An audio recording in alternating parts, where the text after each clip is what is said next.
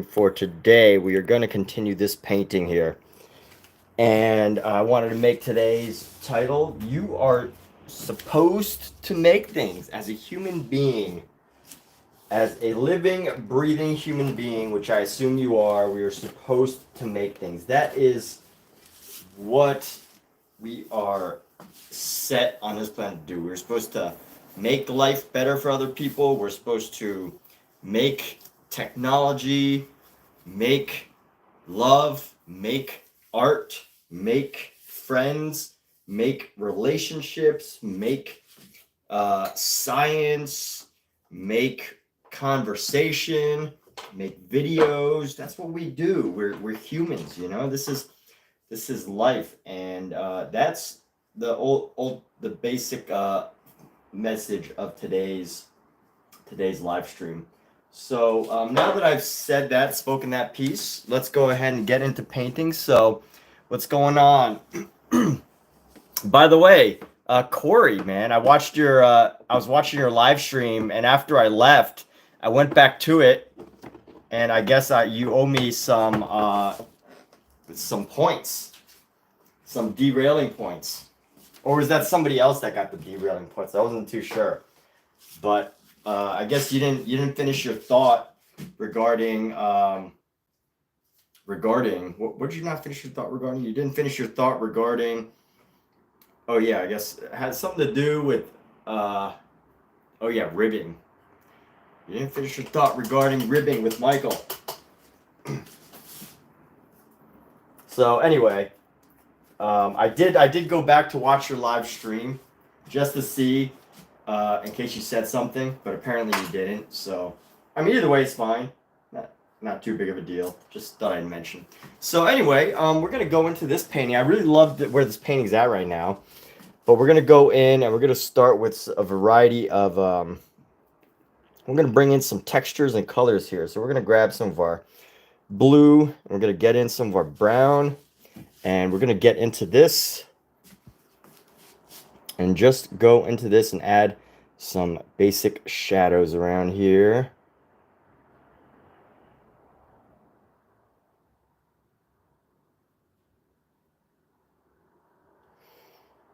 And then the shadow actually gets a little bigger as we get to the bottom.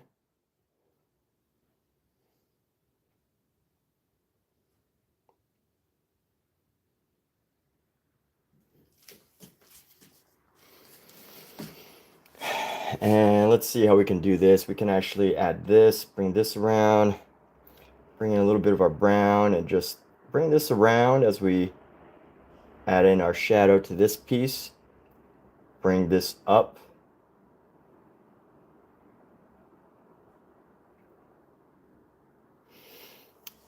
And what's going on? Aiden Soick. What's going on? Rust Lord. Rust Lord. Dude, what a great name. What a great name, Rust Lord. Who can compete with a title like the Rust Lord? Nobody. That's who. Nobody. So here we go. We're going to go down into here, and we're just going to add some of these shadows going into here. This is fire. Thank you. This is a very fun project that I'm enjoying the heck out of. So let me see how we can bring this around. We're going to bring some shadow into this just to separate the outside from the inside, and bring some of the shadow about right here to the bottom right here. And let's see, we can probably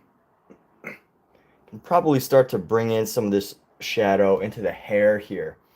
So I want to design this hair to be a bit better. Let's grab this. Actually, we could probably go with some black. This is a painting that we can actually use some black. So that's what we're going to do. We're going to pop in some black here. Yes, Rust Lord and Aiden. What's going on? Rust Lord and Aiden have both said hello. Hope you're doing fantastic. You know, I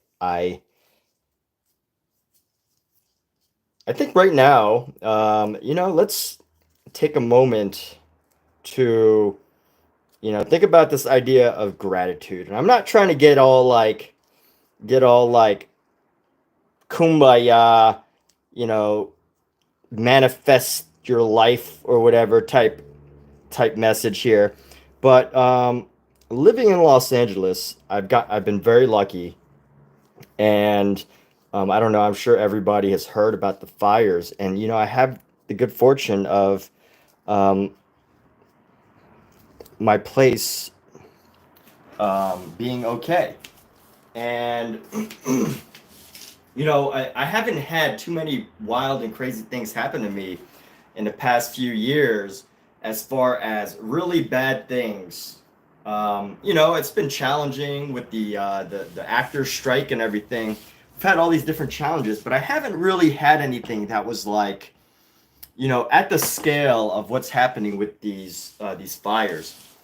And it has definitely been a time where I'm thinking to myself, wow, this is a great time for gratitude. And without getting overly kumbaya, let's hold hands in a circle, I do want to say, hey, what is everybody grateful for today? What is everybody feeling good about? You've all got something that if everything around you was like burning down, except for what was happening, except for you, right? If anything, everything was just like going to crap, except for um except for whatever reason, the lucky you, um, what could you be grateful for? And I think it's a good time to reflect on that idea, at least for me.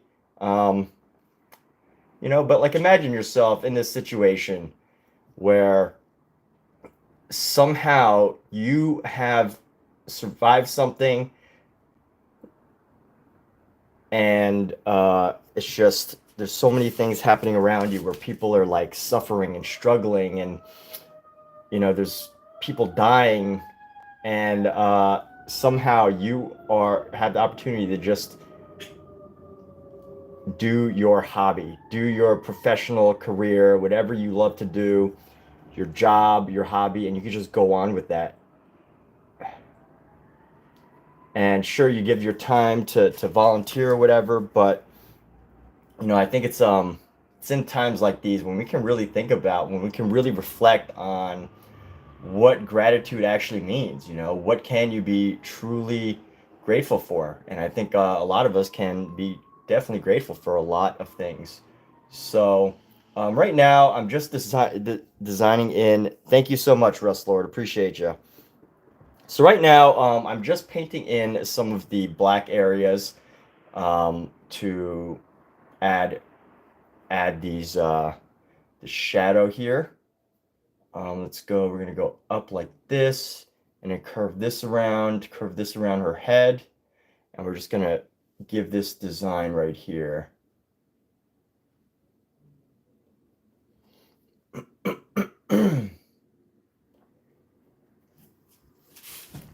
And let's give it a nice outline around this guy. So we're going to give the outline to this thing, and we're going to tighten up the outline. So one thing I really love about painting, but also constantly sharing my work on social media, is I have constant feedback. I can constantly just look back at my work and just be like, oh, that needs some fixing. This needs some adjustment. That looks really weird. And I don't think that can happen unless you really take the time to, look at the photos that you share, think about what you're doing.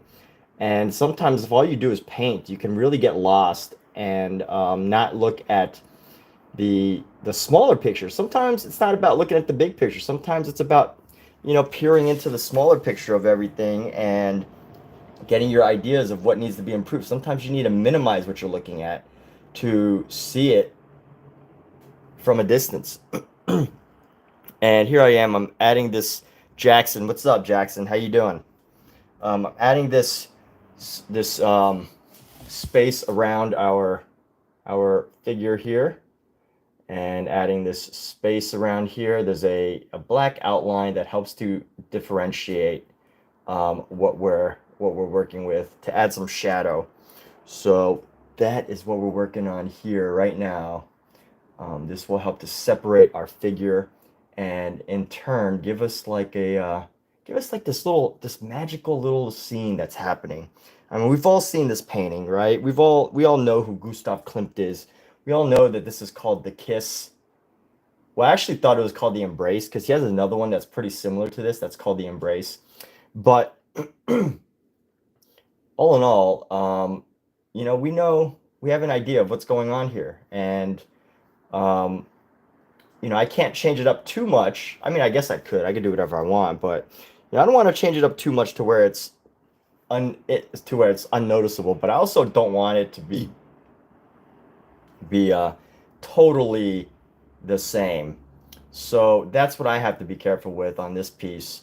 And right now, I think this area surrounding it helps a lot. What's up, Dondrell? How are you, man? So, I don't remember if I texted you back regarding um, our idea, that pitch that I sent to you. Sorry, it's been quite a, as you might imagine, a bit of a hectic week. So, I know you said you were moving, and I feel like I thought I did text you back or whatever, but yeah. So we should definitely figure out a time that works for us, and then get together to do that project. However you decide, whatever works for you. I am pretty flexible. I'm very flexible in that area. So, whatever you decide, my friend, we can figure it out. We can work and figure it out. So here we go, just adding our downward movements around here to bring in some shadow. And let's go, we're gonna go, oh, so this is, gotta add some barcodes here. I'm gonna bring in some barcodes.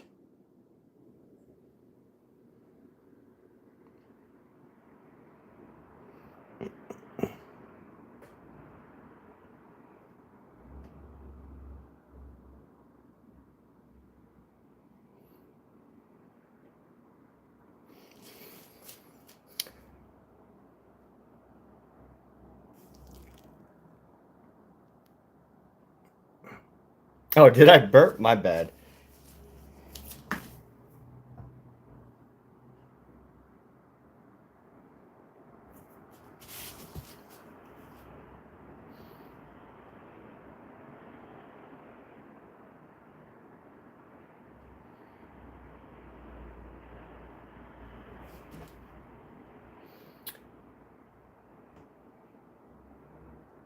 So yeah, we'll figure out a time, but just settling back into like work mode and everything, along with painting, and then just trying to catch up with people to see how everyone's getting through all this. Just trying to keep up with it. But I appreciate you getting back to me, and I look forward to when we do figure out a good time to do that project. So very cool. I'm excited, and thanks to Omizu for introducing us, for helping us connect. Multiple people in the Los Angeles area. It's awesome to have that network. So take the time. What's up, man? Chilling, dinner time. Yeah. So I just finished dinner. My girl's at the gym, so she's getting a workout in, which is awesome. And she's at the gym getting her workout in, and I am here painting, getting some ideas onto canvas. And yeah, there we go. So this is Gustav Klimt. One of the things that stood out to me when I was studying him is the idea of what makes Gustav Klimt that people can learn from, that artists can learn from. My favorite thing is this idea that of decorative art.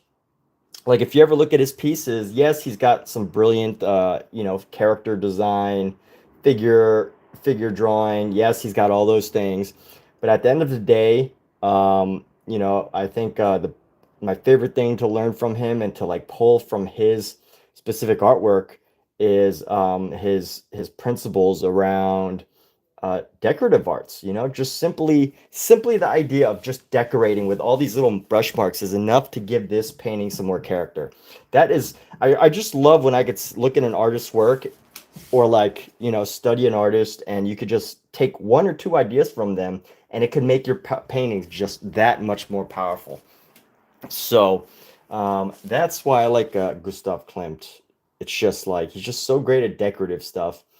And, you know, if I just need it every once in a while, sometimes I just need one idea that I feel I can add to my work to make it better. And, you know, I get ideas from all over, from all over, all sorts of different artists. And sometimes I like watch artists and follow them on Instagram, not just because, like, you know, it's super talented or anything, but sometimes like they're just such like dedicated and committed artists that, you know, their work, they can't help but pull you forward with them. You had some tasty pho. Did you make it?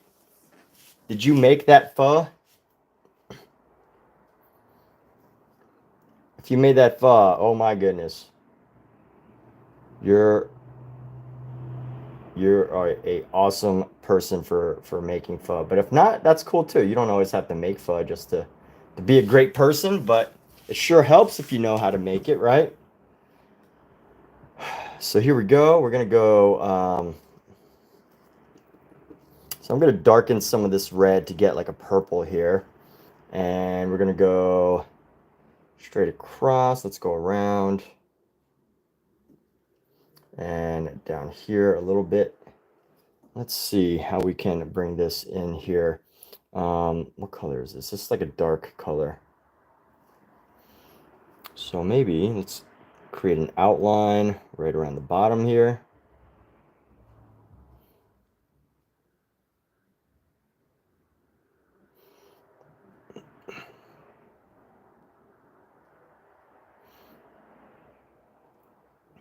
And I like where this is at. I don't want to spend too much time overworking this part. So maybe spend a bit more time in here. Let's go around here.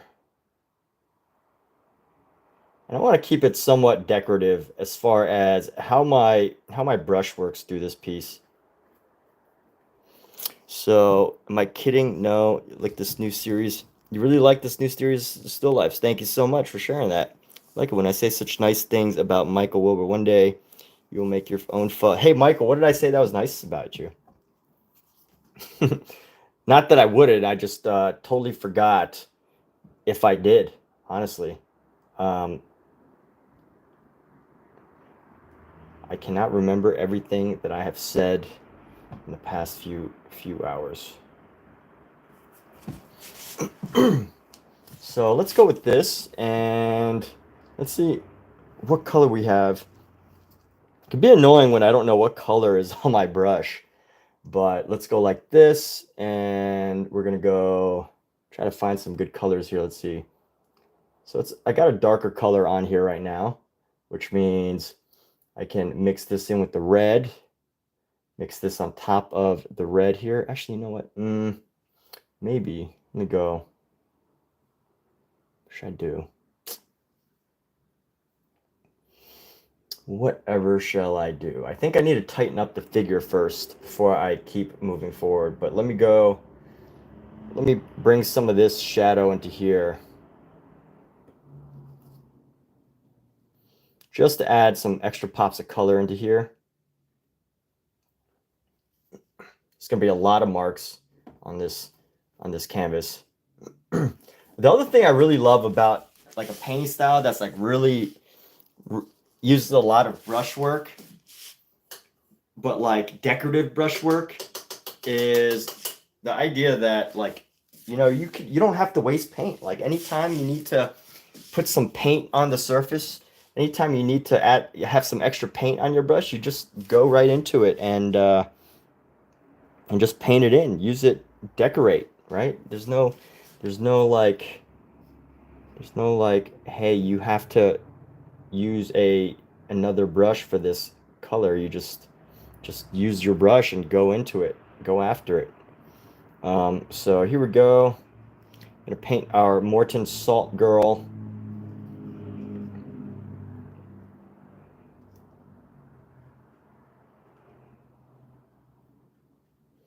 And eventually we will tighten this piece up, but just for now, building this color up. So here we go. It's definitely going to need a deeper cad yellow. I'm probably going to have to go in with a smaller brush is what I'm probably going to need to do at some point. But for now, this is what we got. So give her a long pair of legs. Never realized how long the Morton Salt Girl's legs were until I did this painting. But who does? Who knows the exact proportion and ratio of the Morton Iodized Salt Girl's legs? Who knows the proportions? Pop quiz. They're actually quite long. Pop quiz.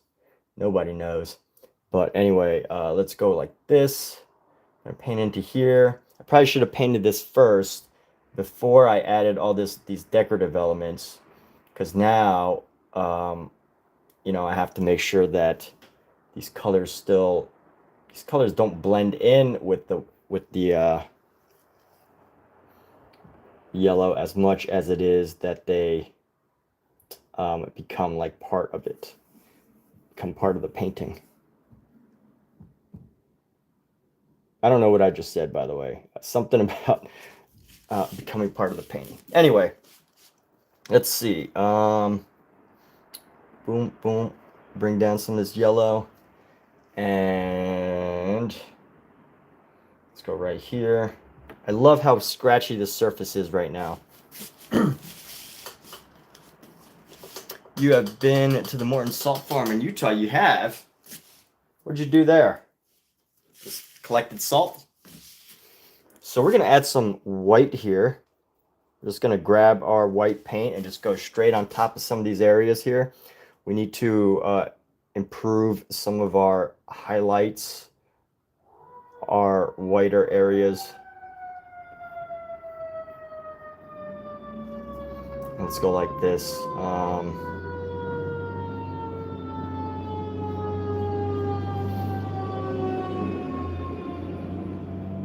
Here we go.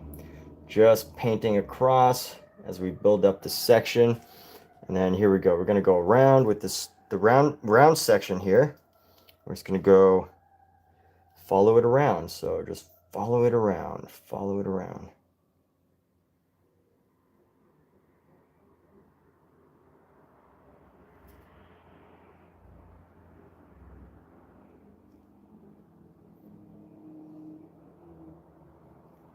And let's go into here, paint this, make sure that we get bring down our color nice and all the way to the bottom here. Picked up salt for Walmart, 32,000 pounds of salt. Whew! That must have lasted you. You probably still have a lot of salt from that trip, huh? You are still using up that salt, aren't you? You're salty. All right, so here we go.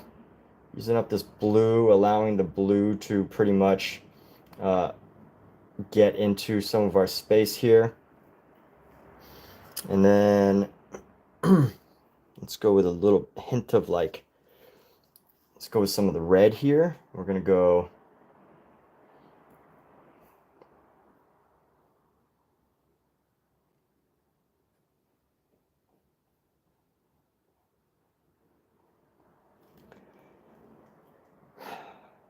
let's grab this red again. We're going to go around. Let's do a circle around this.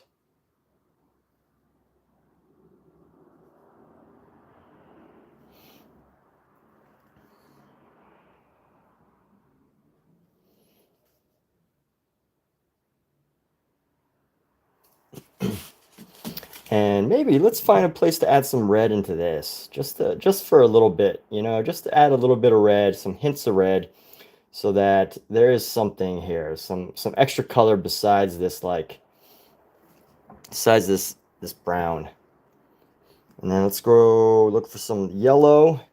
Let's bring some of the yellow into here. A little bit of yellow red. Bring that around. And you know, I think I will keep up with these still lifes for a little while at least.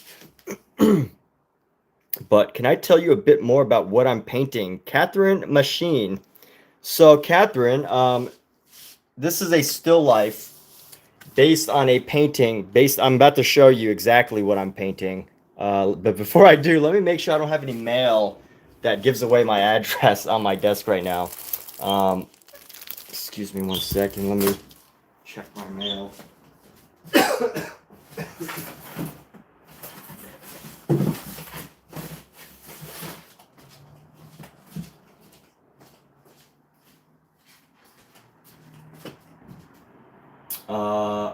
Here we go. Let's see.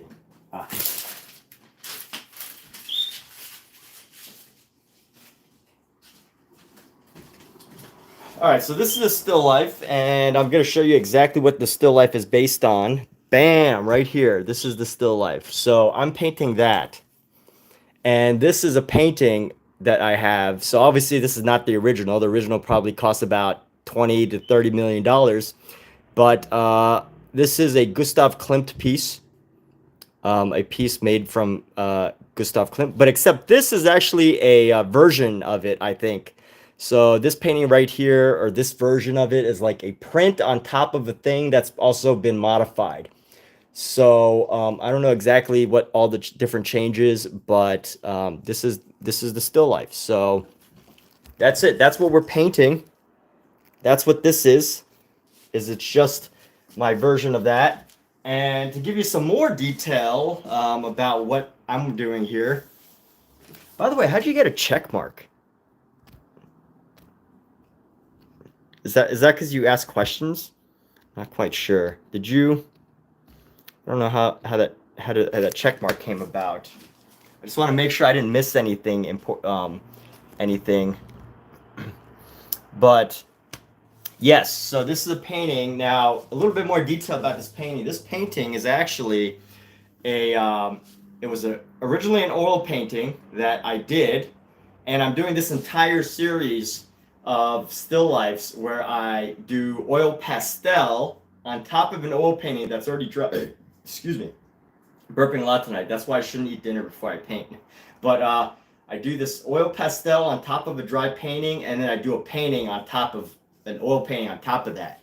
And what that gets me is a really interesting texture on the surface. Oh, you have a YouTube channel? That's why. Well, that's interesting because Omisa has a YouTube channel too. So, you know, that does make me curious. But good to know. Great to connect. Hey, so everybody, pretty much everybody here except for Michael, Catherine, is a live streams artwork. So I don't know if what you stream or whatever, but Omizu has a channel. Dondrell has a channel. So we are just one big community of artists looking to connect with somebody, right? So here is a little community, and nice that you're here. So anyway, let me do this Morton Salt Girl. The Salt Girl, Morton Salt character here. I'm gonna build out the umbrella here, an umbrella here, and then an umbrella around, and then an umbrella like that. An umbrella like that, and like that, and then comes around like so.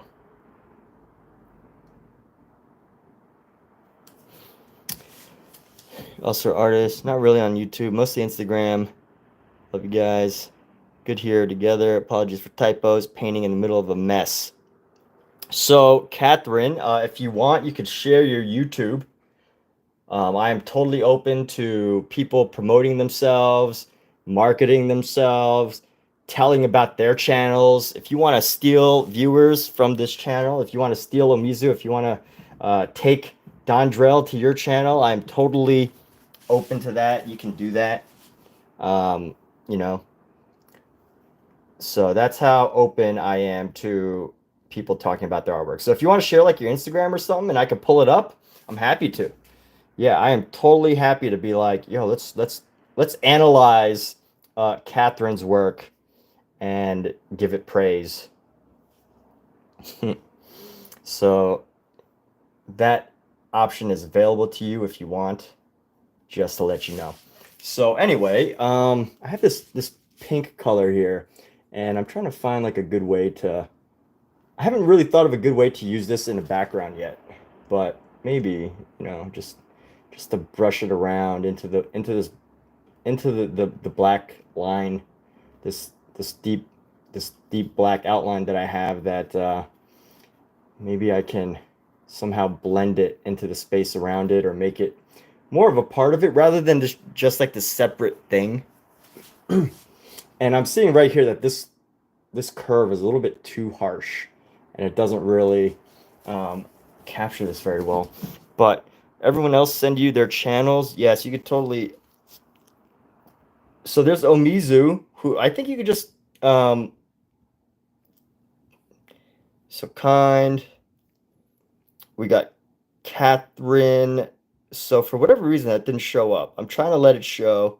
Catherine Machine Art. But yeah, they're all here.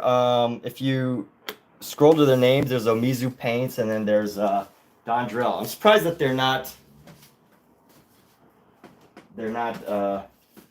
sharing their stuff, but here we go. Let's go pull up Catherine. There we go. Omizu Paints. Let's go look for Catherine Machine. Let's take a little break here. I've only been painting for about 5 minutes, but I'm already distracted. Catherine Machine. All right, so I'm going to pull up your Instagram. If you have any objections, please let me know. But we're going to share your artwork. Oh my goodness. Look at this photography. Very cool. I'm going to guess this is you. The first person that came up suggested was Neil deGrasse Titan, which totally makes sense. Because look at that. Look at this painting. Or I guess it's probably a photography, or is this photography? Remaster of an earlier drawing you have. So you drew this. That's look at that. My goodness, the space drawings. Holy crap. Oh, okay. Should share your process right here. That's cool. All right. It's pretty sweet sharing the process. It's hard to. So is this photography, or is this this is obviously a print that you could get? That's pretty sweet. Look at that. What a cool touch to that. Now that is amazing. Wow. The decorative arts. Who needs decorations when the universe is so filled with decorative stuff? So very cool. Awesome. Well, if NASA needs a photographer, which in Los Angeles, I guess Australia has, I'm guessing it says, I think that's Australia. So I imagine Australia has its own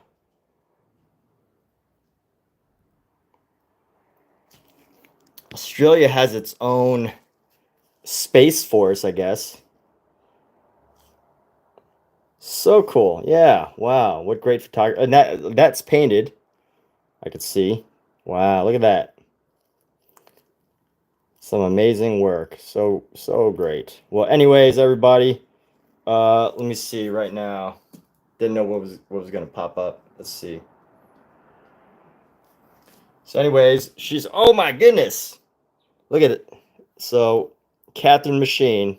There you go. Everybody can follow her. She's our superstar of the moment. Superstar of the moment. Very wonderful. All right, cool. There we go. Well, that is amazing. Some really fantastic, remarkable work. Remarkable photography. And, of course, paintings as well. But yeah. Here we go. So I'm looking to bring in some of our yellow here into this piece because there's like this yellow stripe that comes around. I just want to bring that in a little bit.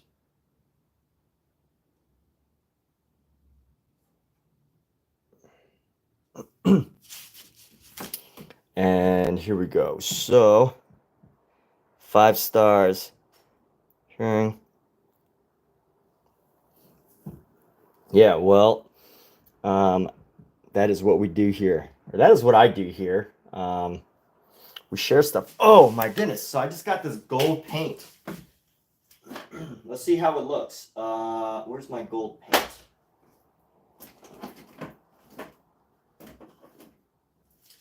So I just bought this Lucas 1862 gold metallic paint. And we're going to find out how this looks. So yeah, I said I used oil pastel. I used oil pastel, and then I'm layering on top of it with paint. So I'm about to lay down some of this gold metallic paint. Actually, you know what? I don't even want to let me clean off this brush. Let's do some decorating first. But yeah, it creates a really great texture. It's a very rough, waxy looking texture that, with oil, great thing about oil paint is you can do it from all sorts of different angles. Let's just pull a little bit of this beautiful gold paint and just see what happens, just straight from the tube, and see if it really gives us anything different. And here we go. Where should we start? Where do I need some color? Here you go. You got some green. It's all right. It's pretty decent. Maybe it's just the surface. I'm streaming, by the way, Kat. Oh. Well, the chicken's ready. Food's dinner. It's all ready. And, I will say this paint is it's kind of chunky. I think if it was on a different surface, it would be better. Like if I was painting this straight onto a white canvas, I could imagine this being a much better. But because I don't feel like this paint is designed for this type of surface, like a very rough, it's very rough oil pastel-y. So, I don't think it's fair to totally judge it yet, but I think it is very metallic. It is very metallic, I'll give it that. But for this, I'm going to save this paint, and I'm going to use some other colors to really capture this specific section, because I think that this paint has a certain texture that is not doing well with this. And at the same time, I only have one bottle of this 37 milliliter tube, so I'm like, maybe I should do other paint. I like to use paint that I can just totally just throw on a huge chunk and paint with it, rather than thinking too much about how much I have left. But oil is so versatile. Another butt for chair. What's up, man? Yeah, we're all here. We're all enjoying. Yes, love oil. Where you're putting your brushes down, pick up Crayola crayons. You feel like a first grader. Man, didn't we all enjoy drawing as a first grader? Is there anybody who didn't enjoy drawing in the first grade? Right? Like, who did not draw on their clothes, or their or sketch in a book, or doodle on their homework, or whatever? We all did, right? Everybody in this room is connected by that one simple fact that we all probably drew a lot on our childhood things. So what I'm looking for now is I'm trying to find a good color for the skin of these figures, and maybe I might keep it like this pale blue. It's kind of interesting. It's like ghostly almost, and I'm thinking about keeping that rather than trying to match exactly what is on the actual reference here. So let me tighten up some of these tighten up the legs here. Tighten up the legs, and we're gonna go. Legs need to curve around a little bit and bring this up. Get that heel nice. And then we're going to come out with this. Give it some nice delicate legs here. And then we're going to go boom. And you know what? His figures are actually quite exaggerated, so it's okay if, like, you know, some of the figure doesn't look good. I love seeing when I could discover an artist who draws figures in a really, like, unusual way, you know, something that's not totally, like, perfectly rendered, but, you know, something that, like, you know, Egon Schiele, right? Egon Schiele, obviously Picasso's one, but I don't want to bring him up because he's just, like, so obvious. But definitely, look at the twisted elements of these necks, right? Like, there's no an overly technical artist would be like, oh, well, you know, you made that's not how the neck would bend, right? But yet it still looks so beautiful. This relationship that is being painted here, that is being shared in this piece. But there we go. So, but for chair, you remember, for some reason you're just good at drawing in 2nd grade, 3rd grade. The artist kid wanted to beat you up because you were better, but you didn't care, so you drew anyway. So then what happened? Did you? I don't condone violence, but, you know, share the story, man. You can't just talk about that and leave us in the dust about what actually happened. Did you pick up Muay Thai and fight back? Like, what happened? Do share, man, or woman, or however the identification goes. All is good, all is well. But let's see. So another thing I got to tighten up. Let me go right into here. I want to keep them pale and blue. We're gonna make them nice and cool. These figures are gonna be cool rather than warm. So what I mean by that, for those of you that, you know, I feel like most of the people in here right now know color language, but what I mean by cool colors is anything that is like blue, green, or purple is usually considered like a cool color, the things that are closer to like the blues. And then warm colors would be, you know, red, pink, yellow. Did I say purple? Is purple a red? Yeah, orange. Orange is a warm color. So I'm focusing on these cooler colors. And I can see that there's some issues here. I do want to keep it somewhat accurate, but not totally. You went on. Egon Schiele is amazing. You're always a huge fan of Jenny Saville. Golden blue contrasting colors, light colors, red, dark colors. Yep. So I will look up Jenny Saville. My partner, who is about to take care of some cats right now, was telling me the other day, how come I don't know of any female artists?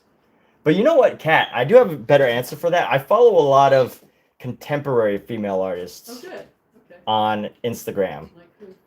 Well, Deborah Pohl. Okay. This other artist named Gigi Collins. Now, Catherine Machine. I follow Catherine Machine. She's a space photographer. Really? Yeah, but she also paints space scenes as well. So there we go. See, I do follow women artists. Okay. But I guess, like, historically, a lot of the history books, you know, sadly they leave them out.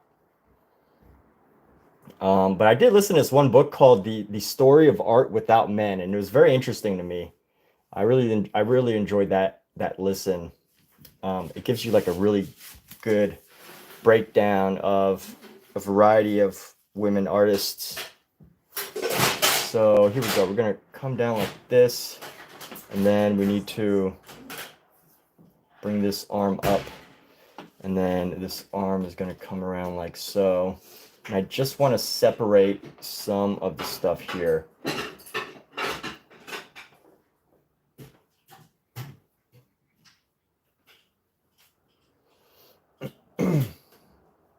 So using this to just like fill in the space and start to create more definition.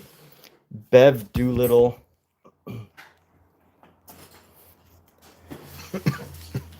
Let's look up Jenny Seville.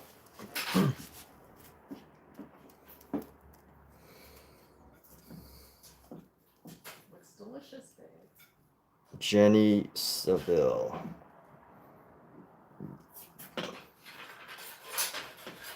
And who's that artist that's known for like live art? You know, like performative art, where she like sits in a chair. Abramovic? Yeah, Abramovic. I forget her exact name. But so Jenny Seville, okay. She doesn't post a lot, but she's got to be good if she's got 21,000 followers, 0 following, and only 11 posts. She's got to be good. Let's see. Followed by some of these top galleries. Who are these guys? Jeffrey Deitch. Yeah, I fed the kitties one can. Yeah. Oh, yeah. This work is very interesting. It's like a very modern take on like Francis Bacon. You know, that roughness of like Francis Bacon and Sheila, and like a little bit of this gruesomeness, right? Like, you know, these parts look like her flesh is showing.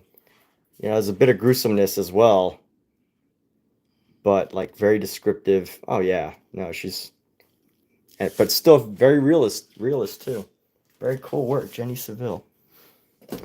Lots of super artists. That's You're done right. with this, right? No, Well, I you need salt. you can't find another salt shaker. No, Can't just eat it without salt. There's salt on it. It's already seasoned. no, I mean the rice.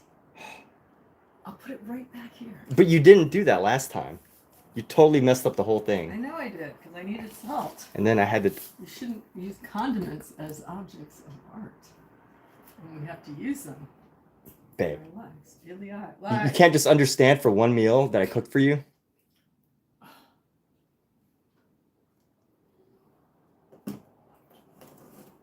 And it's already seasoned.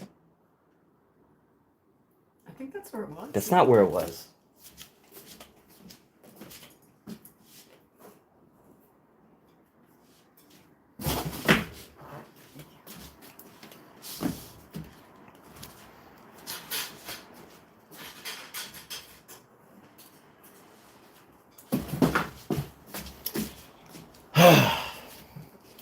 Fixed it or no? No. Didn't?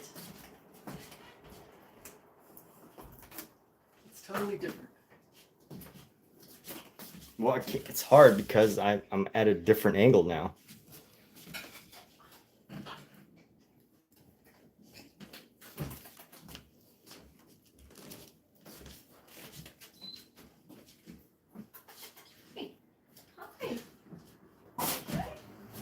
All right. Messing up my You're still like, my still life. no, It's not funny. Oh, I don't know why. It's like, next you'll use some butter. huh? Next you'll use some butter. So what? Go without butter for one meal.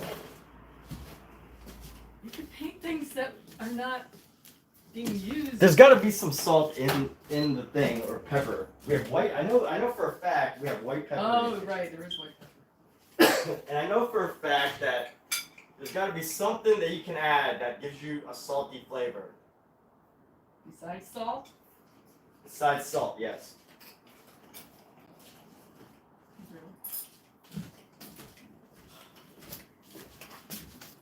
How many days are you going to use it? I don't know, 2 or 3. Okay, I'll buy more salt. If you told me, I would have bought some. All right. Anyway, give her the salt and pepper. He said that give her the salt. I don't need She them. wants Give her the salt and pepper. Michael, you're not invited to our dinners. You are uninvited from any gathering we ever have. Thank you. Appreciate it. You're supposed to take my side, Michael. Jeez. Why? He probably likes salt and pepper too. Yeah, but I need it for my artwork. Next time we're hungry, we'll just eat paint. Okay.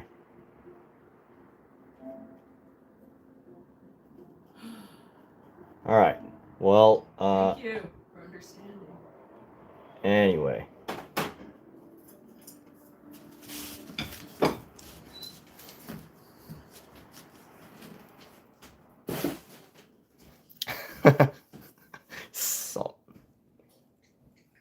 She had the salt. All right. She got her salt. Gosh. My goodness. Kat, it seems everybody has taken your side. So, yes. Huh? That upsets you? Well, not that it upsets me. I'm just an interesting moment. I don't know what to say. We should have more discussions while you're streaming. Ah, So I can get supporters.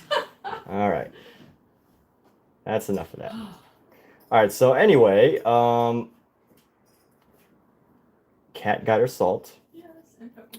and pepper, and I am here continuing on with the painting.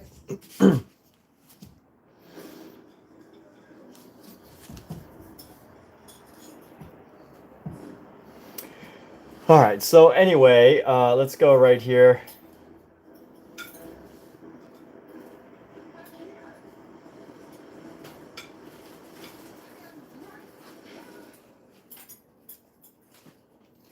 And here we go. We're gonna go paint into the space and make sure that we keep it nice and blue here. We're gonna go around like so. And let's make sure that we keep her chin very delicate. His nose is gonna be all up in her face, but we're gonna go. We bring this hand up. Make his hand a little bit bigger, and then just have it come around like right here. And all right, so that's a bit more detail now. At this point, I think it's about trying to finalize some other features. Let's see what I could do about these eyes.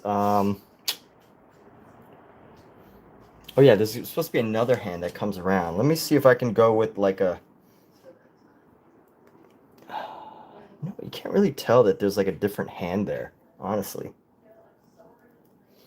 Let's see if this works. I might just have to sketch this in.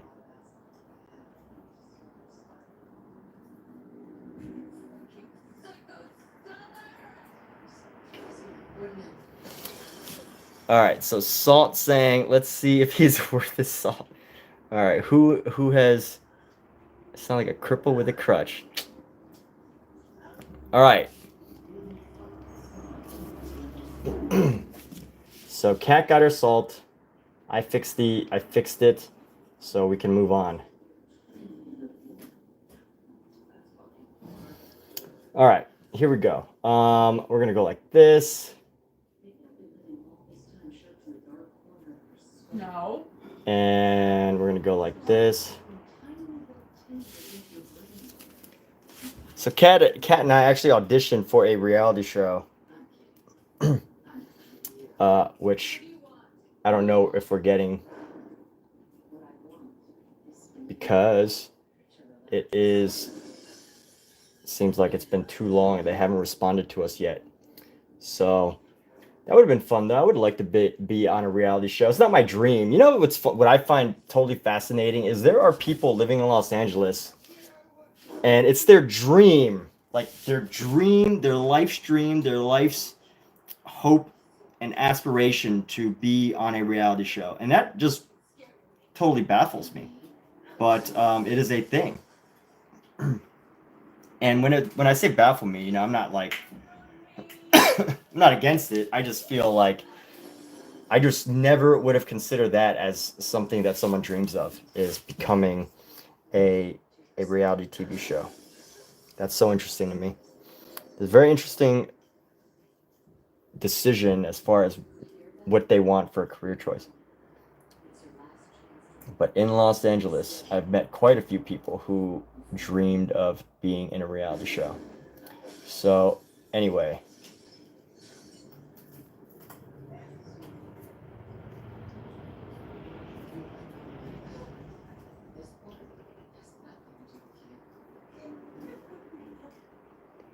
here we go. Kat and the artist reality show. Do people still do that? So people still do reality shows. Yeah, reality shows are still a thing. They're still a very popular thing. What is this? Oh.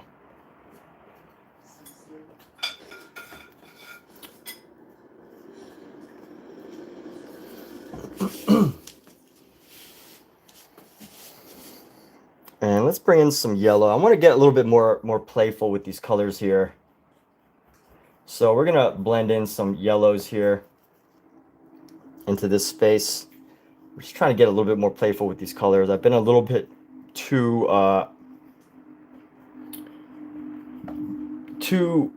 not playful with these colors. And I know whether I'm being playful or not because I start to see areas that I'm like, I'm thinking too much. I'm like trying too hard to make it just perfect, just right. And that's when I know that, you know, I'm kind of like losing myself in the what I'm seeing versus trying to figure out how I can best express an idea as however that sounds. So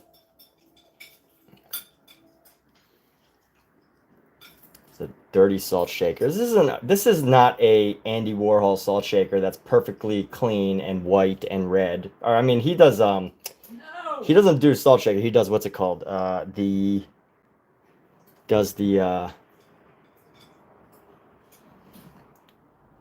Campbell's soup tomato can. Campbell's tomato soup can. But you know, this won't be as tight and clean as an Andy Warhol thing, but we will definitely enjoy what we're doing. So here we go, add a little bit of shadow right there. And we're gonna go around right here. We're just gonna go boom, boom, boom. Boom, boom, boom, boom, boom.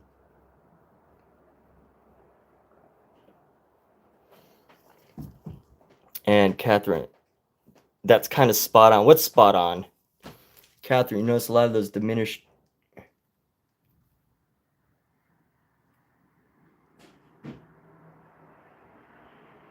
Gustav Klimt would probably want to be in a reality TV show with him surrounded. Okay. But for a chair, right? Would it be different if I was recognized for my art and I become famous? Michael, were you asking me that question? Would it be different if I became recognized, or who are you talking to in that sense?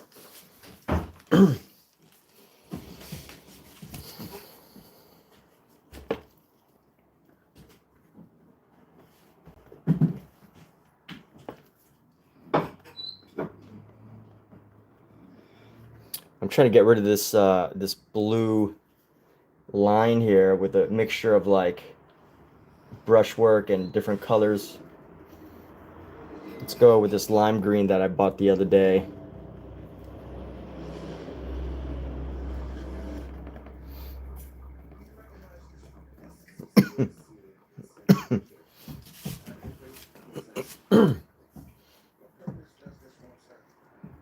Let's try to find our yellow here. We're going to mix some yellow with a nice green. Try to find like a good gold, like a nice gold yellow.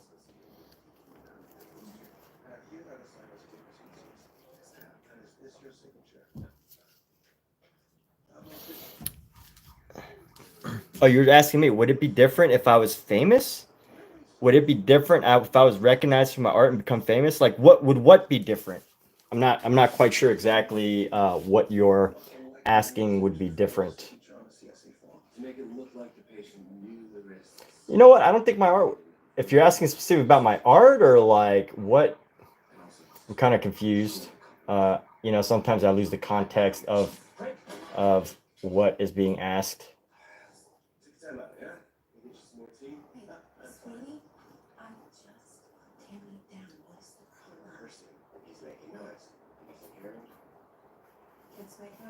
Would my art be different? Is that what you're asking me? Would my art be different?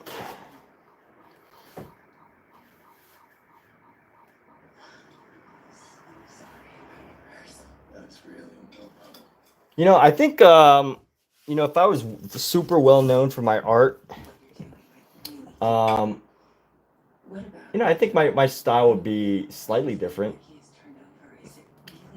Because I think what happens, you know, my assumption of what happens if you ever get super well known for art is that, you know, you will fall into a style, but also at the same time, with that specific style, you'll probably feel more free to do it. You'll probably feel as if, like, you know, you finally found your niche or your niche or your niche or whatever. And I think if my work was to become super well known, I would probably just keep going and pushing the limits and overall boundary of the work rather than totally like nailing down one style. It would be more about finding and exploring an exploration of many different ideas. So let's see here. You know, I think I'm gonna blend in some of this yellow here, and rather than trying to just paint over it, I'm gonna bring it in, and this yellow is just gonna help to tie everything together. That's what I'm thinking. Is rather than trying to over paint everything, a combination of this like yellow and orange is going to help stuff kind of come together. But art is my message to the world. Better for being known for that than just existing on a TV show. Oh yeah, I would way rather be an artist than a reality TV show person. But if either one came around, you know, I mean, if the reality show came around, I'd probably do it. Oh, right. Okay, cool. Thanks for following up with that question, Caitlin. I see what you're.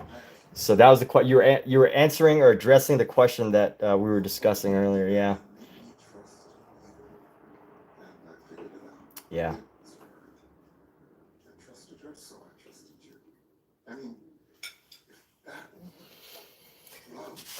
So here we go. We've really got this like really glistening gold that's coming around here, and I like that color. But I want to reduce the curve in his neck here. It's a little bit too curvy. We're gonna bring this around and separate the body here.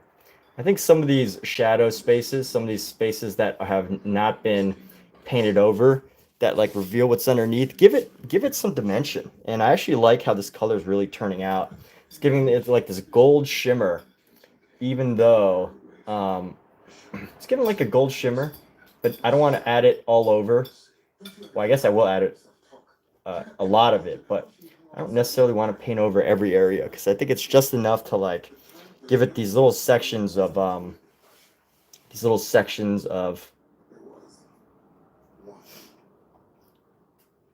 shine, but I don't want to do it too much.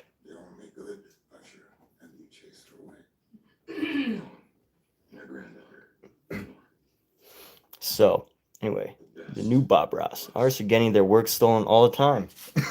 Yeah, that too. Artists are getting their work stolen. Yeah, it's a dilemma.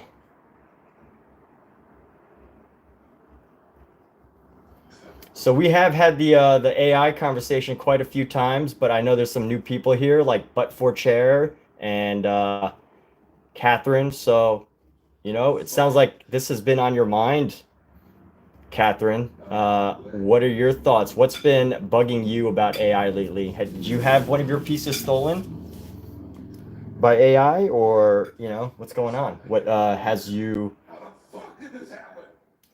What's got you thinking about AI right now?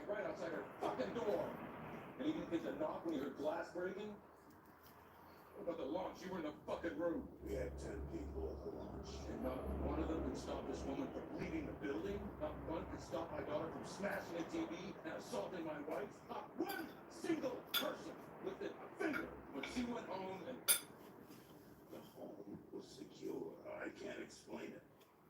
Had my hands on her. Felt her go hard like cold steel. Fuck! Stop it. Stop it. Shut up.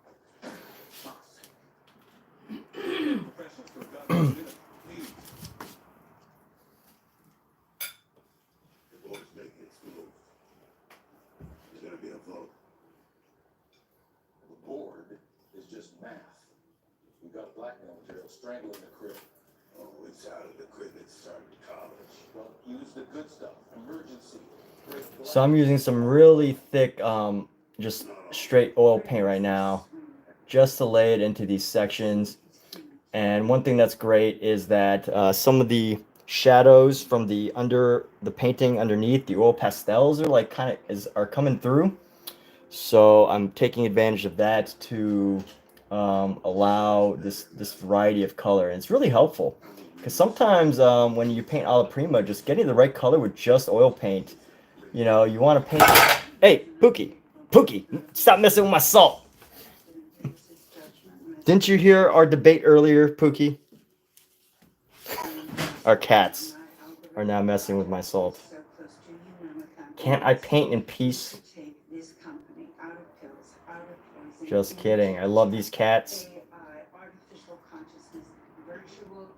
For those of you that don't know, my partner's name is also Cat, so that was a bit of a pun. Who wants to see some kittens? Let's show this distracting kitten right quick. This beast of felinity. Come here, Pookie. It's time for you to meet the world. Let's clean off this little face she's been eating. So Pookie, tell everybody how old you are. Pookie, how old are you? How old are you? You're less than a year old. 7 months. You're 7 months old, huh? How old are you? What's going on? You don't want to look at the camera? You're camera shy? You're camera shy now? Since when were you camera shy? You're not camera shy, are you? Show them your nails. Show them your claws. Show them your claws. Look at that. Okay, all right. She's ready to go. Oh, come here, Scout. You must be feeling it a bit. So we got a brother and a sister, 2 kittens. There's 2 of them. A brother and a sister. Let me grab the other one. Oh, look at him. He's coming for your chicken. Scout, he is wild right now. All right, I'm not going to be able to catch him in a reasonable amount of time. He's much more agile and small, and he can get into tight spaces.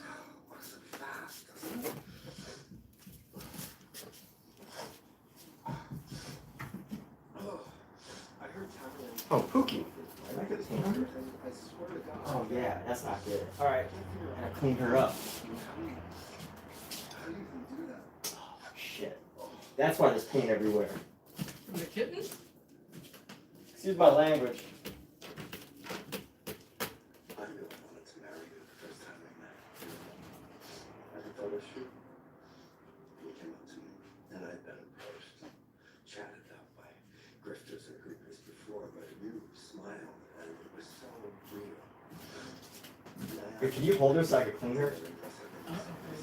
It's a lot of paint. That looks like a guy who could use a friend. Hold her away from me. It's all over her tail and her ears. You want to clean her? That smile, Wipe her ears off. the smile, Snip stole my heart. ear. Did you get her tail? Oh my god, that's a lot of Her nails are so sharp. Yes, get her tail. This is actually times. You're a treat. To toothless. Is that how you see me? Toothless? Spooky.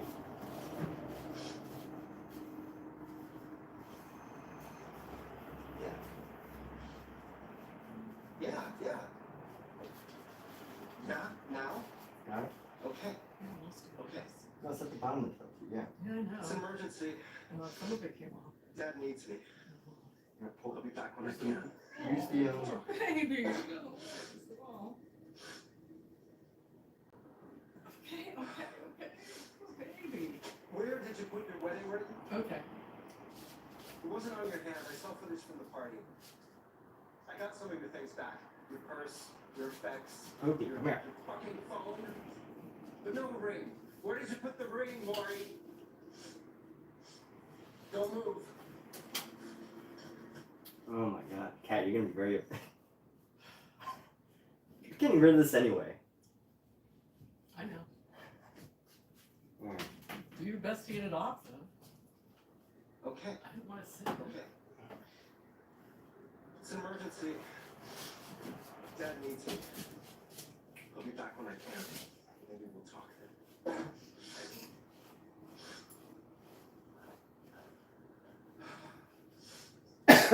Where did you put your wedding ring? It wasn't on your hand. I saw footage from the party. I got some of your things back. Your purse, your effects, your fucking phone. No ring. Where did you put the ring, Corey? Alright, so remind yourself, do not pick up kittens while I'm painting. Actually gotta.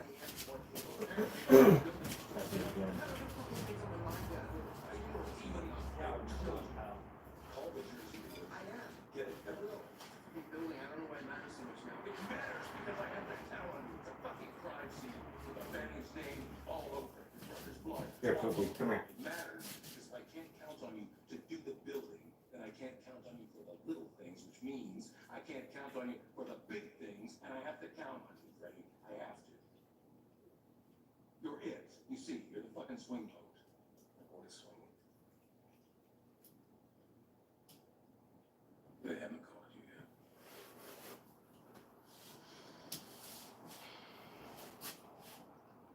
This is it. Freddie. They're all gone. It's all about to fall apart. So I need to count on you when they call, and they will call. You just don't pick up. That's the best way. And if they corner you in the street, you tell them I'm Frederick Usher. Alright. So I had to do all that based on what animal fur I found in there, yeah. Pookzilla, yes. Pity sits by your easel as you paint. That's the thing about cats, though. Is they stand on things. Unlike a dog, which will sit by your side, a cat wants to get right up in your face and like do stuff with you. Basically, they just want to hang out with you, but they're so agile. Too agile. You want to leap on everything. They like leaping on Get things. into it. Explore it. So what color did I have? Okay, I had this gold, and that's what we're working with. So we're gonna keep working this like gold section here. And we want to work this gold into some of these areas. And we're gonna separate this gold from our at some point I'm gonna have to fix these faces. They're a little bit too crazy. In fact, for a symptoms you're describing, your husband would probably say, I think it was spoken over. I'm not asking him. I'm asking you. Let's go like this, Milligrams of Lipitor a day. this. The second highest dosage you've ever heard of is 1300. And then this happens, and they want to help, but I know you work for Fortunato, I know, but you're still lying out there. Yes, of course. Grab this yellow and this green. Good night. All right, Michael's getting going. Wow. I don't know, They babe. ever call you a junkie?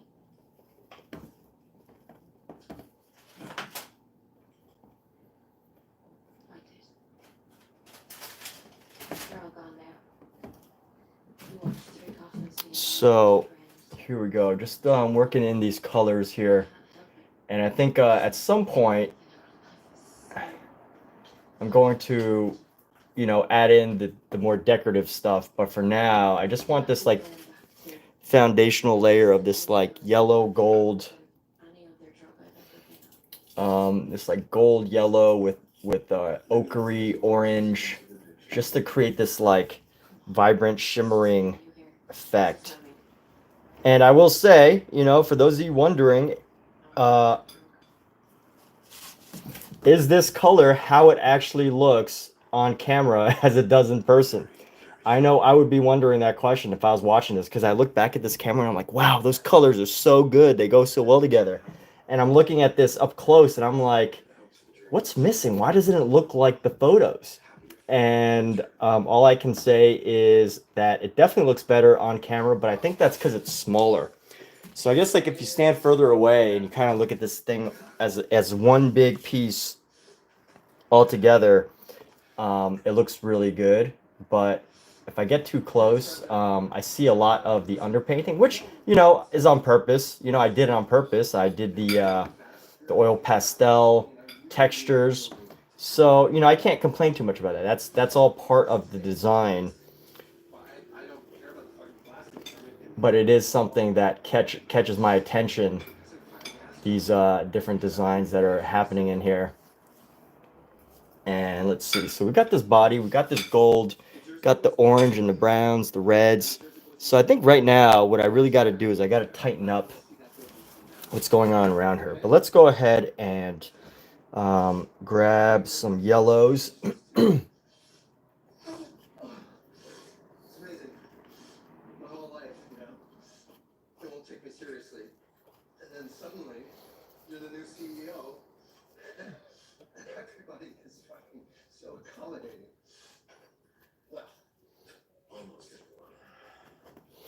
And okay, peacing out. Hey, take care, but 4 chairs.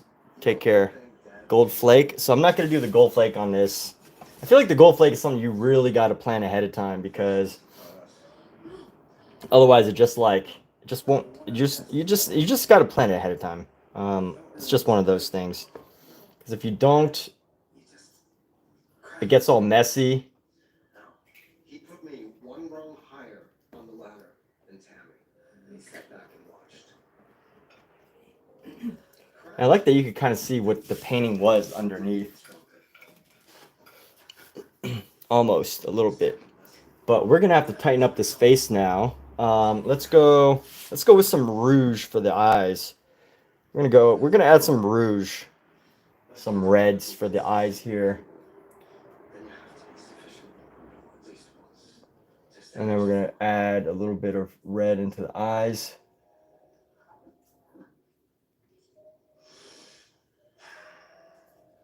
Your fucking smile. I don't want to be consistently cruel. That's not me. And here we go. Let's find where his head goes. And we're gonna go right into this nose. Right here, this sweet nose kiss that he's got going on right here. I'm gonna use our red to kind of capture shadow as opposed to like a darker color. Let's do it fast. Let's do it quiet. And then we can start to heal.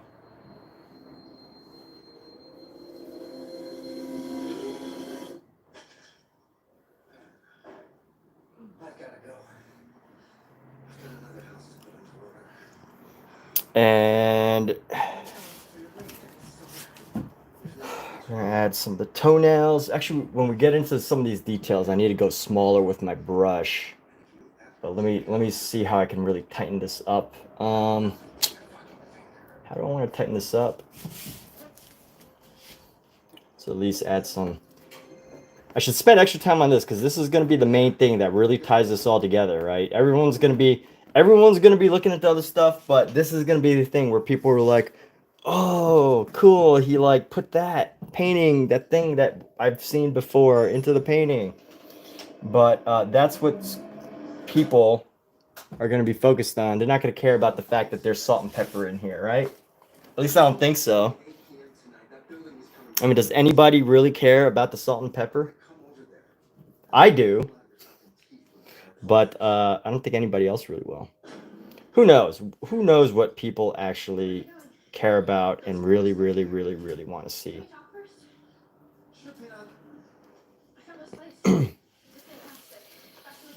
But what I think I need to do here, oh, let's go boom, boom, boom.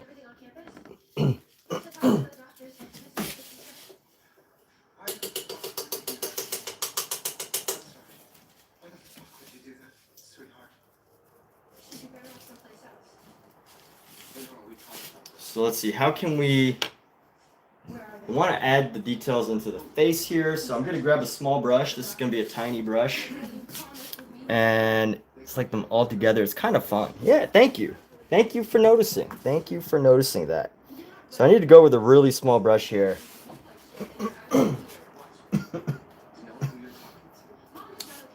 So Gustav Klimt, everything is pretty much outlined, but I'm not going to outline everything.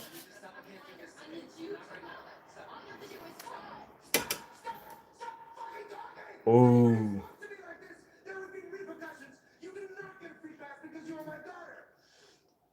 Ooh. Imagine being a powerful person and that your kid talks to you in a way that nobody ever talks to you. Or maybe I will do the detail. I don't know. We'll see.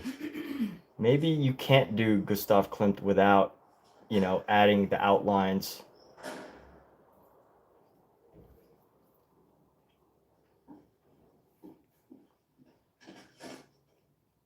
Mom? Mom, can you hear me in there?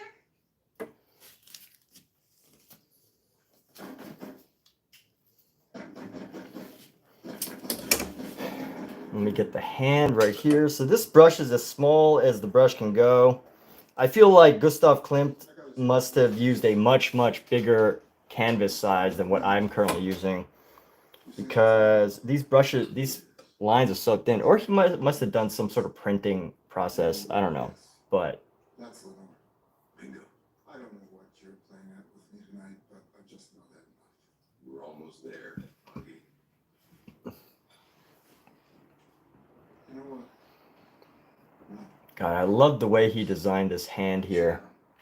It's just so, it's just like, it is a flex. It is a creative flex to show that this is the type of hand that you come up with. Because it's not just any like hand gesture. This is like the hand just twisted and like not gnarled twisted, but it's like designed in a way that, you know, you're like saying, hey, I know how to draw hands, even if it's not totally detailed, right? I know how to create expressive hands. I know how to do these things. That's what this hand says that Gustav had designed into this, and that's what I'm seeing. But obviously, you know, anybody could see whatever they choose. But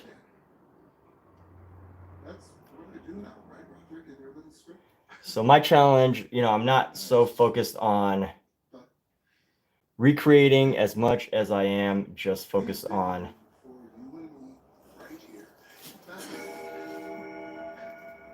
making it similar. I don't need to make it totally the same, but I do want it to capture the essence of Klimt's piece, which can be hard with a brush this size.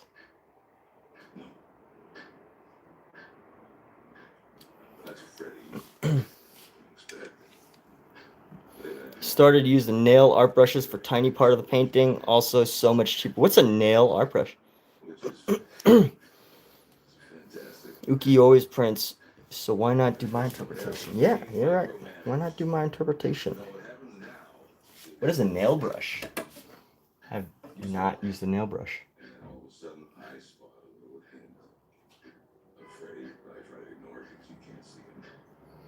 And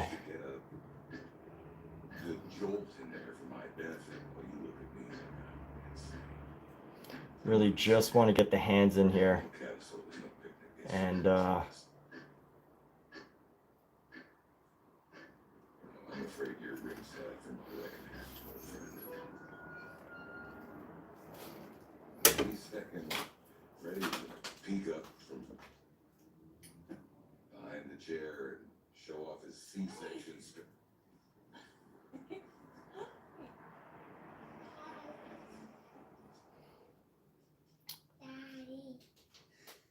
But yes, amazing hand that Klimt had painted here.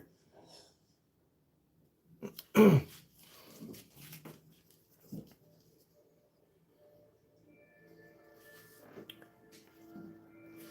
I just got to find a way to capture these with. I'm trying to capture with like without a super fine outline, but with an outline nonetheless. But what happens, especially for the fingers and such, is if I don't use enough outline, then the fingers kind of lose their detail. I know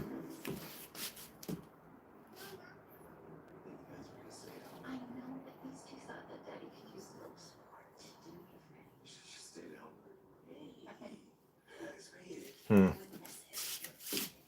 And I wonder if you get scared or feeling right here.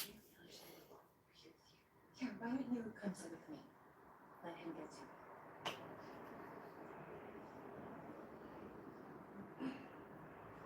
Ready? Yeah.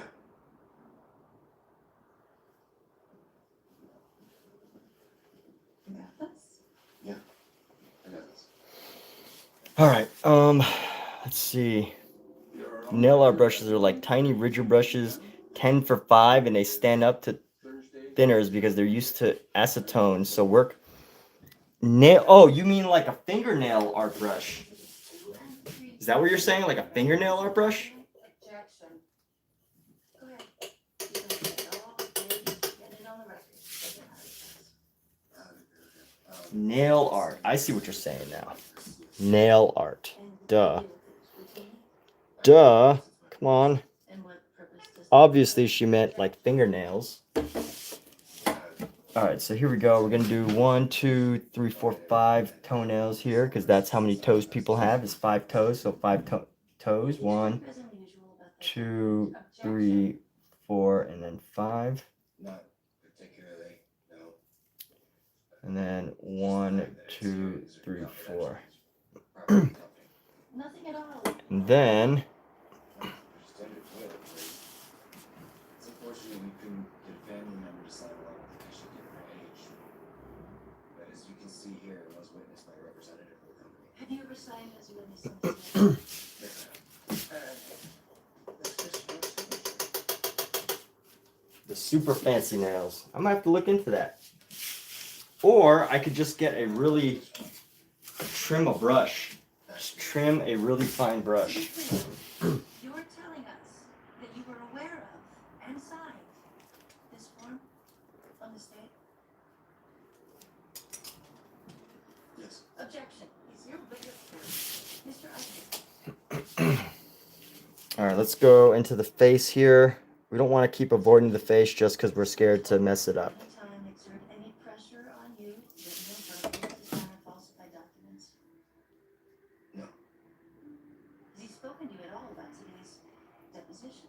Not at all. Has anyone at Fortunato spoken to you about today's deposition? No, not at all. Mr. Usher, I will remind you, you were under oath. You agreed to appear here today as a witness for this office. Yes. Well, your man there wouldn't leave us alone. He stopped by my home on multiple occasions pressing this issue. So yes, I agreed to appear. Call me a witness, call me a representative of the company, call me whatever you like. By appearing here and verifying for the record that it's sent to And here we go. privacy that you would do me kindness. Going into the face. I think it's important to capture this face just right. Use this word with the treatment of my family in the name of whatever vendetta Mr. Japan has for Rufus Griswold borders on harassment. That's what you understand.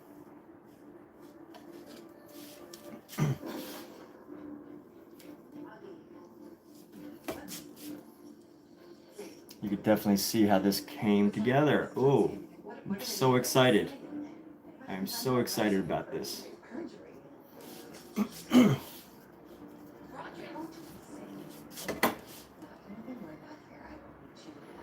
All right, so here we go. We're just gonna go paint right around the nose.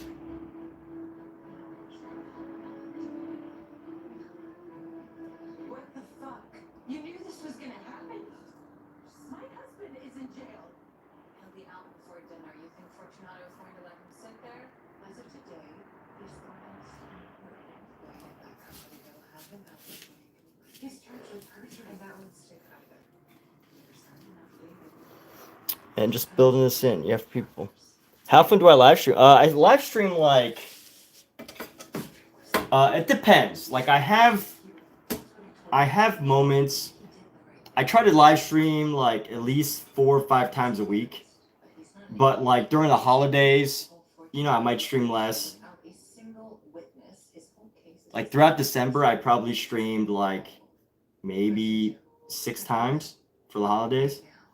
But you know, I've streamed probably like 10 days in a row. Last 10 days in a row.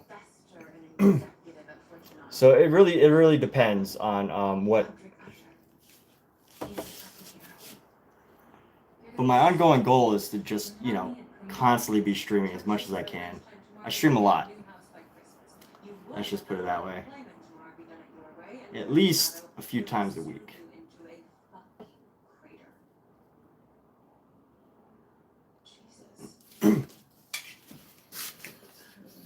So there we go. Isn't she beautiful? Wow, she has come together. Look at this. Wonderful, wonderful figure that has come together. I just need to tighten up the chin area, I think. Tighten up the chin area.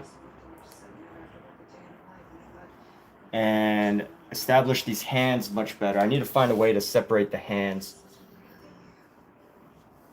We're going to go... Actually, you know what? If we're going to go with a cool color, we can go with a green. We're going to go with a green on this other hand here.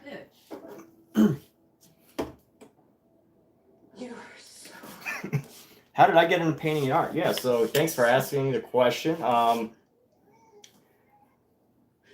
So I actually started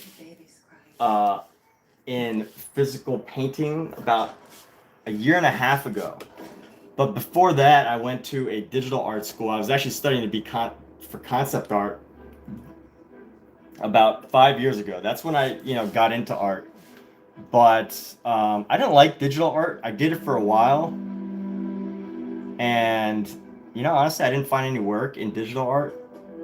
I did like a couple like projects where some group projects and stuff, and like, you know, unpaid storyboard art. But I didn't do like super professional stuff. And I just didn't like digital art. Digital art was not for me. I didn't have fun with digital art. So I ended up moving into the realm of physical artwork, aka painting. And I started painting about a year and a half ago, maybe a little bit over a year. And I've probably, I painted quite a lot. I painted quite a lot.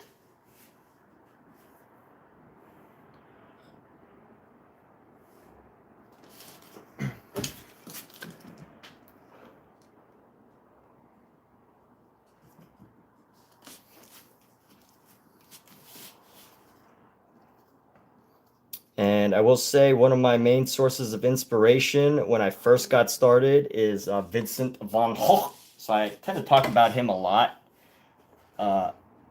He is definitely a major source of inspiration for me. Like, you know, any artist that he studied or any artwork that he studied, I've pretty much like tried to look into at some point. A lot of my projects are like inspired by him in some way. Which, you know, I don't like to always say because it's kind of cliche, like, oh yeah, who doesn't like Vincent, right? But it's the truth. The truth shall set you free. I don't know who said that, but... Kat, Yeah. do you know who said that? It's in the Bible.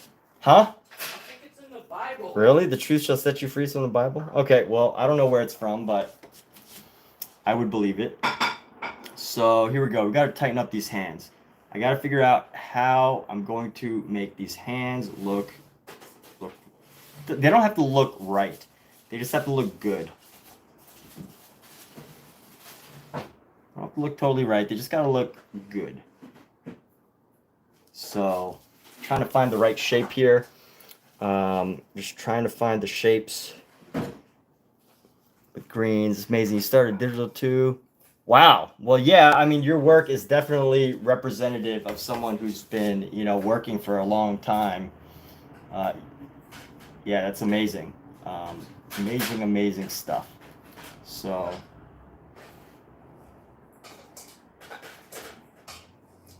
yeah, and since then I've had a couple shows. So I live in Los Angeles. I've done a couple shows here in Los Angeles, group shows, and yeah, it's been Los Angeles has been a very great city for for art.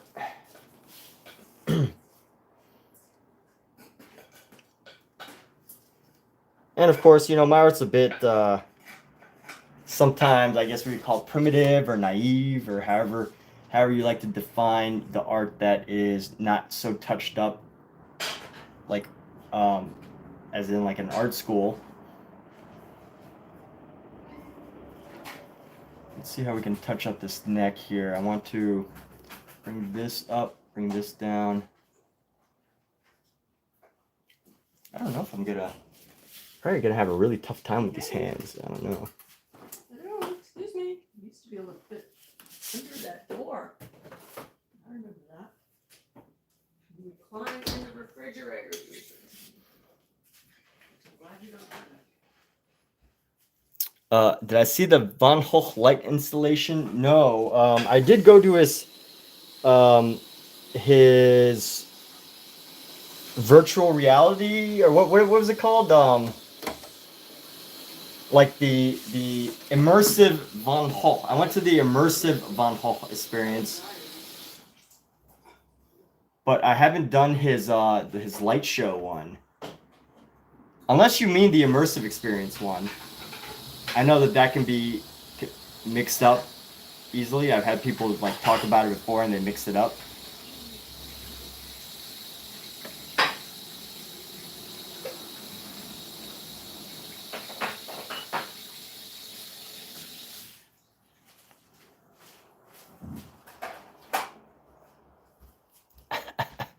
Neanderthal. The immersive one, yeah. So the immersive one, that's right. Okay, cool. Yeah, I went to that one. It was amazing. My very first photo, I had already been doing art for a little bit up to that point, but my very first photo, like artist photo of myself, was from that experience. So let's go like this. We're gonna go add some reds here. You know, we're not gonna like do it the same. I'm gonna do the reds, and we're just gonna go whoosh, whoosh. Add some red right there, whoosh, whoosh. I like to make noises sometimes when I paint. Yes, that's right. Noises, sounds. So I'm just adding this red to like highlights. Who's getting chunky? I don't know. I'm wondering if they are getting chunky. Well, it's free feeding. Eating as much as they want. Well, that's what cats do. They eat. I know, but look like Simba in another month. That's not good, huh? No, it's not healthy. Does anybody deal with has anybody dealt with cat obesity issues? Surely someone has.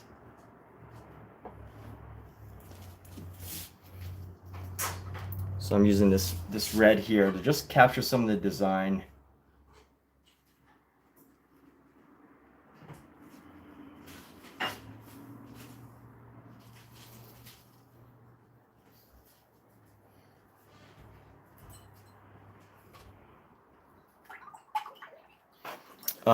But you asked me a question. You said to tell you more about different to the norm. It's different. So the shows. So I did one show in Los Angeles. If you're ever in Los Angeles, this could be a good show to sign up for because they're very open to a variety of emerging artists. But it was called so there's this space in downtown Los Angeles called the Pershing Art Space. So I exhibited there as part of a group show. And then there was a local show that reopened near in Los Angeles. It was a small studio that was doing a grand reopening. So there was a studio out here, and I did a show with them. So that's it. Just these two shows. Took me about probably a year and a half. Yeah, pretty much like at least a little over a year to really finally get some work that I was like, oh, you know, I actually feel good about putting these into a show. So it took me a little while. I have not even attempted to put any of my digital work into shows. I don't like my digital work. it is not my thing, you know. It just digital work is not my thing. So yeah. 99% Neanderthal. It's funny. All right. So there's a backstory to that. Omizu is not pulling that out of random context. So a little while ago, I had been talking about 23andMe. I don't know if you know what 23andMe is. You probably do. Who hasn't heard of 23andMe, right? But I did 23andMe, and I was sharing my results, and I was saying that my results said that I was like 99% Neanderthal genes. But what it actually said when we did the research afterwards is that isn't that I'm 99% Neanderthal. It's that I share more Neanderthal genes than 99% of the population, or 98% of the population, which, you know, is only like 1% Neanderthal genes. So total misleading there. But you know what? It kind of like,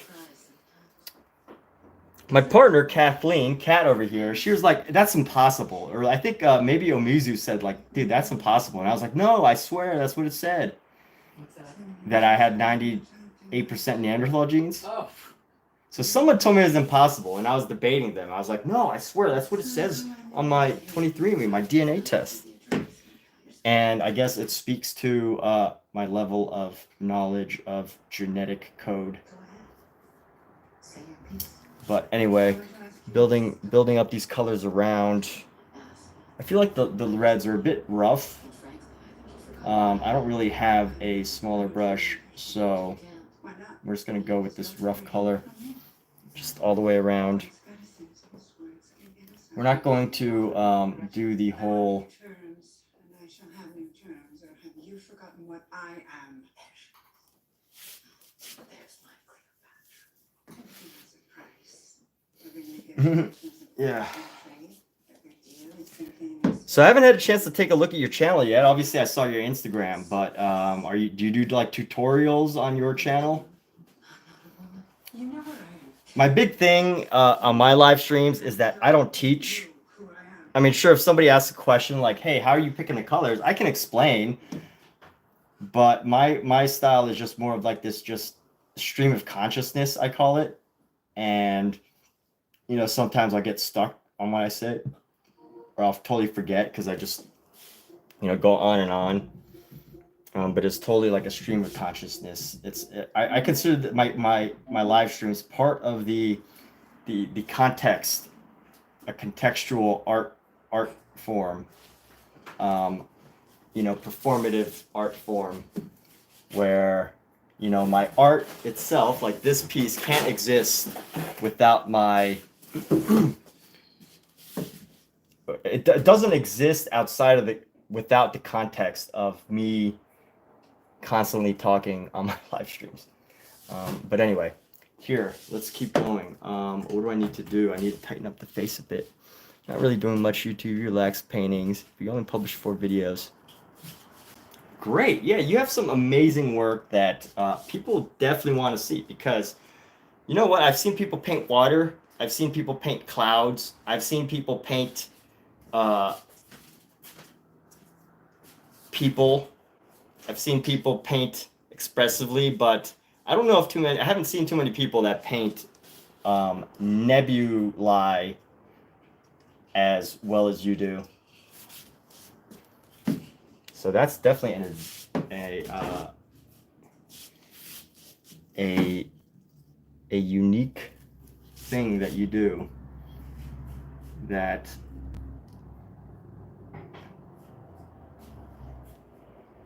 is incredibly unique.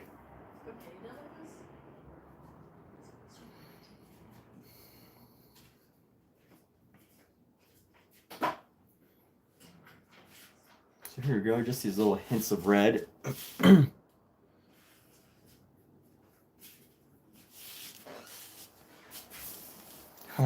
best historical space artist. You haven't done any genetics test, but you know your wife would like you to? Why would she like you to? That's a funny thing for you to say that your wife wants you to do it. Because, like, out of all the things that your wife could possibly want you to do, she wants you to get a DNA test. There's something funny about that. Something humorous.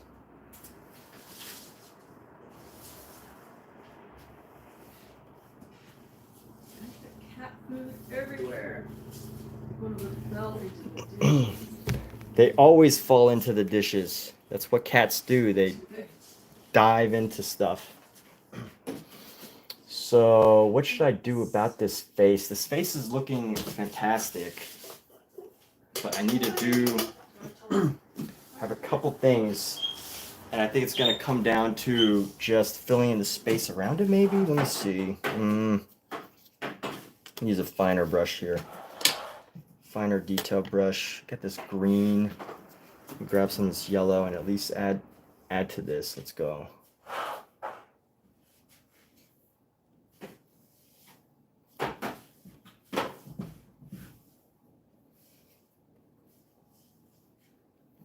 It's gonna have my own take on some of the spaces, but let's do this. I need to bring in the area around the face. So I think the area around her face, I just need to bring this in a bit and reduce the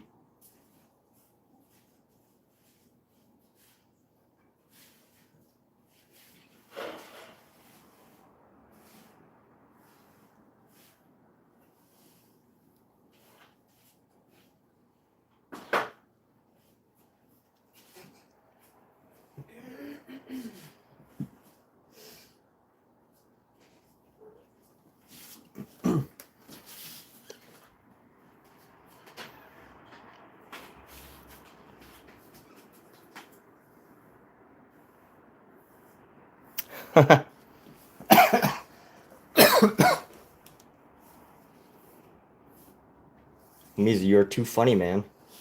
You have too many funny things to say.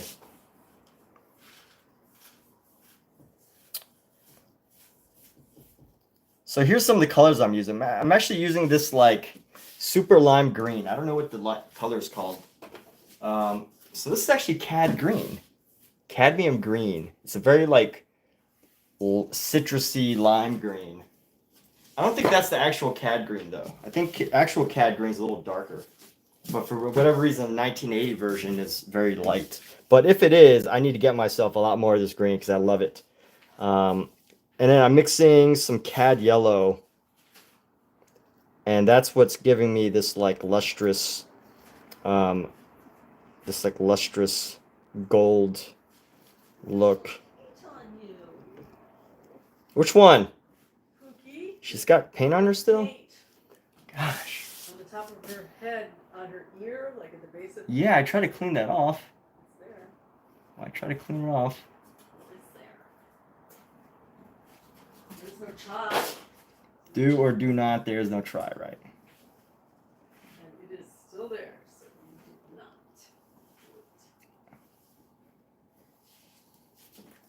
do it. Don't lick it, Scout. She can't reach her ear. And we gotta go into here.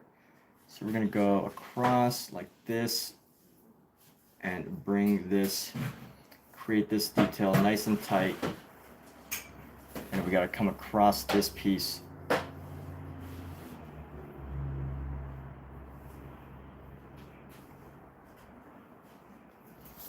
And just give it this gold luster. Give it a go. Life, you should have gotten into comedy. Give it a go. What do you mean? Did she send a message that I didn't see? Give what a go? All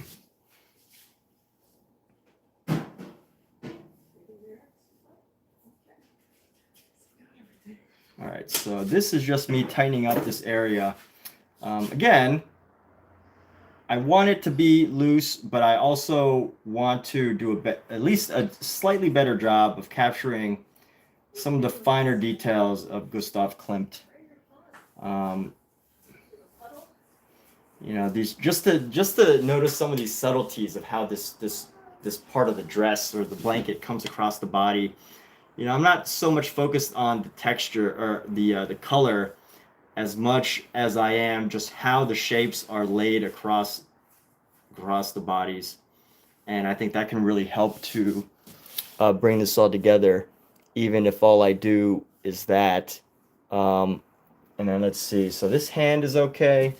This hand needs to come down a bit, but overall, let's see. Hand is a bit wide.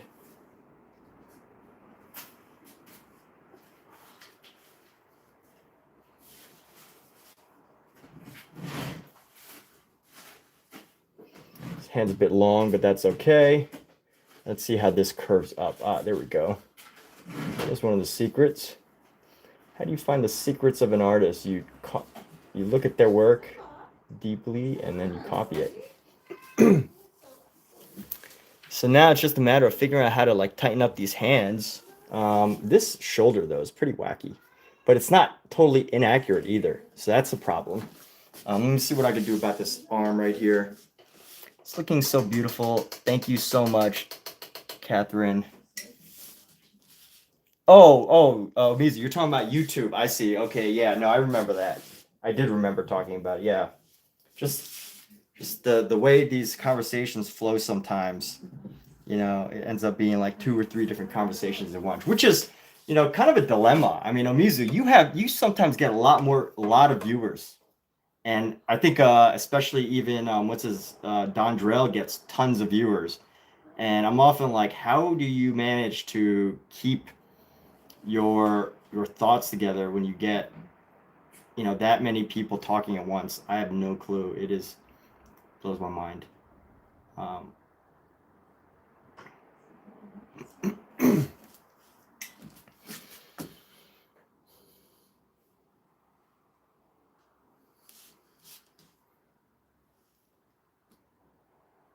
Why does this arm look so weird?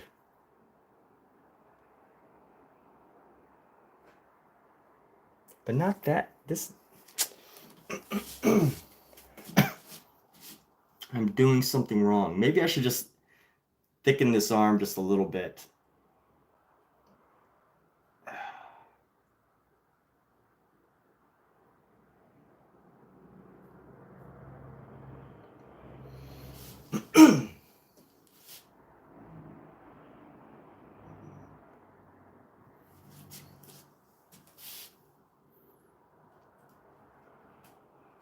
There we go.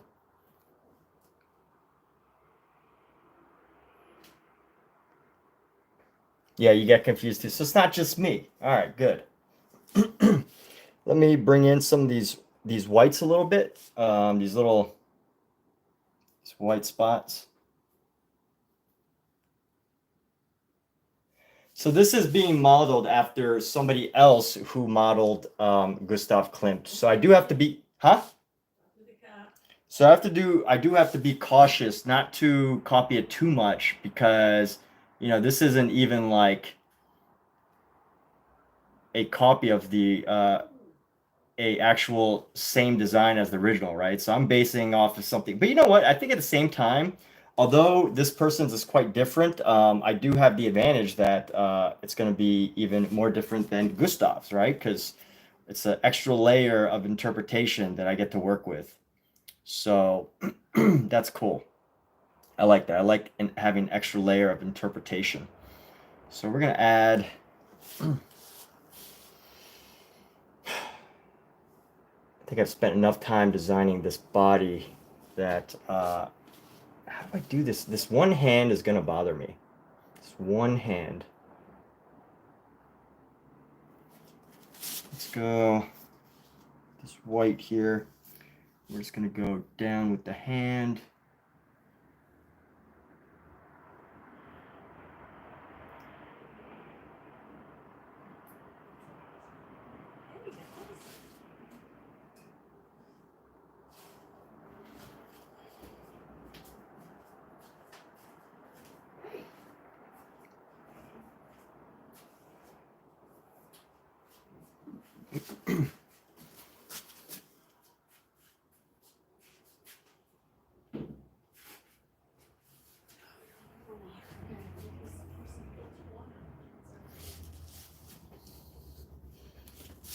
And let's see, what can I do?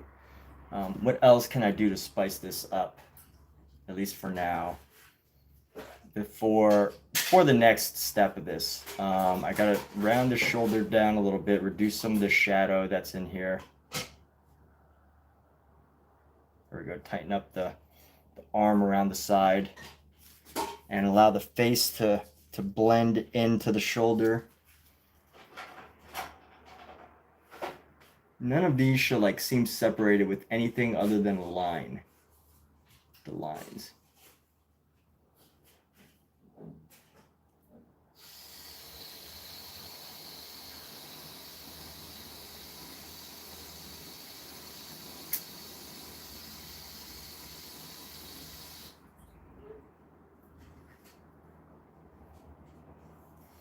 And let's go. I think let me work in the rest of this area, this space, and then we can kind of pop back into what we were doing some point later. But for now, you know, get back to work on some of these areas. I think it's so beautiful. All right. Yes, getting confused happens to me a lot. Getting confused about where we are in the painting, or in the conversation as well, right?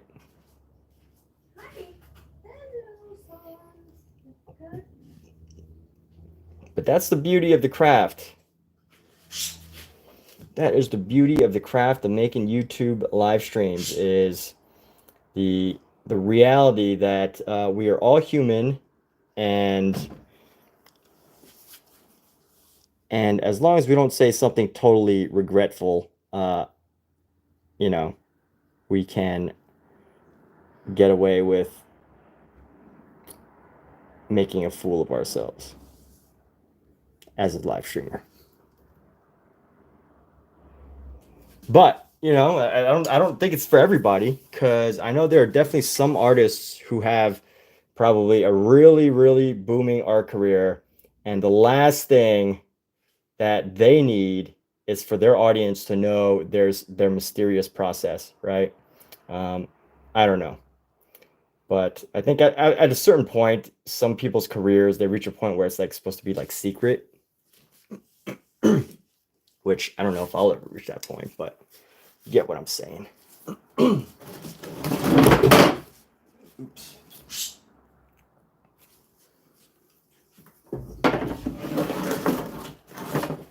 Or they become more secretive about the work they do. So this is a good color to put into our umbrella down here. Let's go make our umbrella girl. Morton umbrella girl.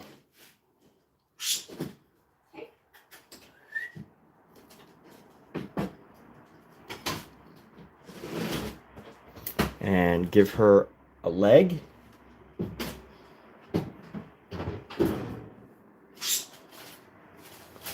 I'll have to reduce the width of that leg in a bit.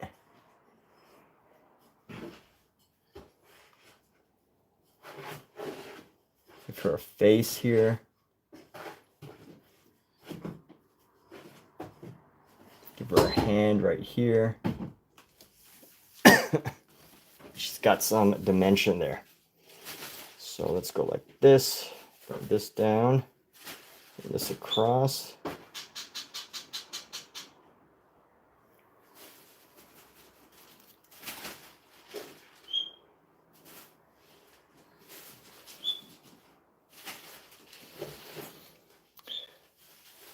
This kind of is reality TV to a small degree. Yeah, I guess you could say that, huh?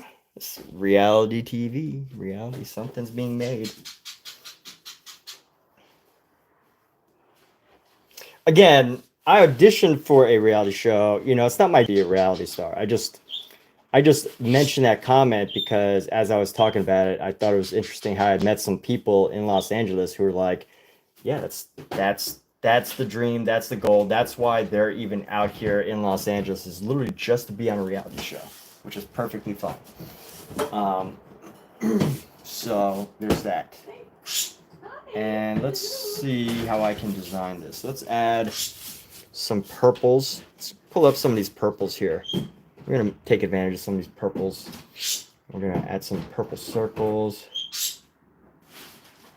Hi. Trying to tell me something? You need more food? full to me. Empty? Definitely in my face, trying to tell me. I guess it was kind of okay. I love the decorative elements of this. But you can learn so much just from looking at a Gustav Klimt painting. Just like staring at it for like, 20 minutes, you can learn so much about decorative art.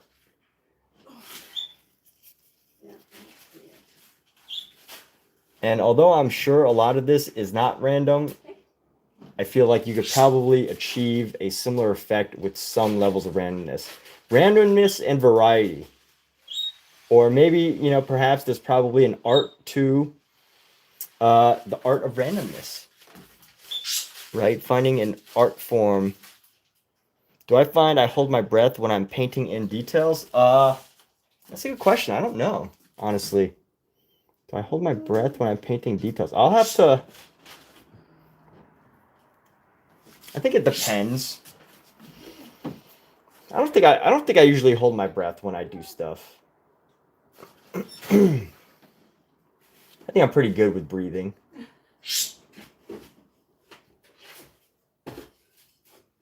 But also, like, yeah, but like if you ever shoot a gun, and I'm not condoning gun usage, but in America, it's very common, so it's, talking about guns is not a controversial thing. But if you shoot a gun, you have to exhale as you're at the range. You're supposed to exhale as you're shooting. But I guess in Australia it might be a little bit more of a maybe less common of a subject, but yeah, when you have to exhale. So I think the reason why I even mentioned that is because I think breathing is important in general. Is it's not just about holding your breath.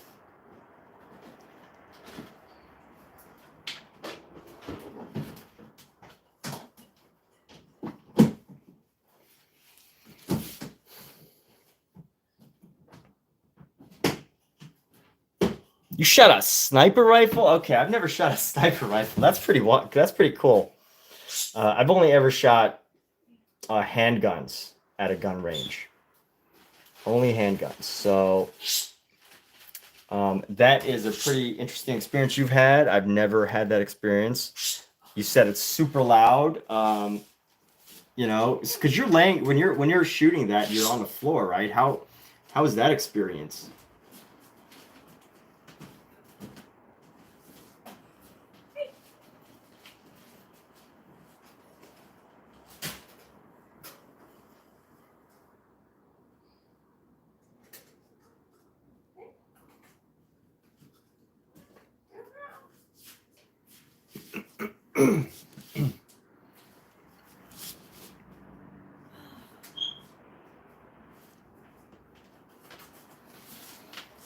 Hey, stop.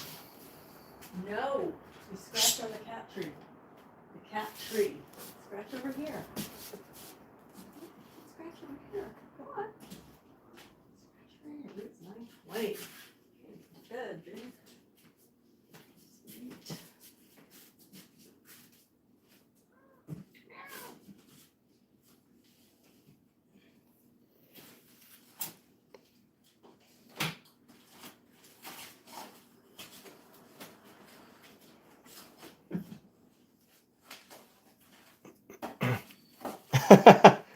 Omizu.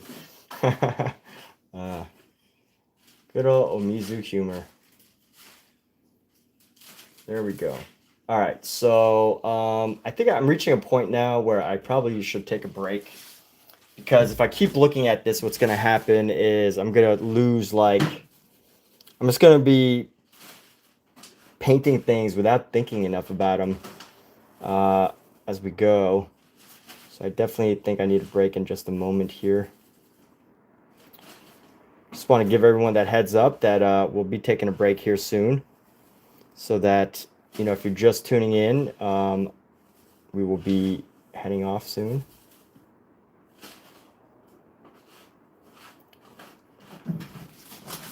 Yeah, sometimes my live streams go for a long time. Sometimes, you know, they're much shorter. Today's a bit of a shorter, quicker live stream.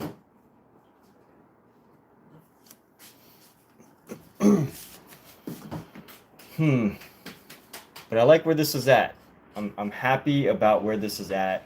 So, at least as of right now, just trying to think of what else I can do to decorate the outside area. But actually, you know, I like the colors. It's like, it's very nebulous. Alexa, what's the definition of nebulous? The word nebulous is used to describe something that is hazy, vague, or hard to understand. It can also be used to describe someone's personality or motives when they are unclear or unpredictable. There we go.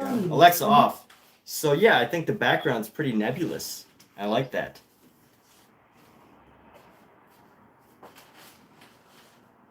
Tomorrow, Emmett will paint over the entire piece.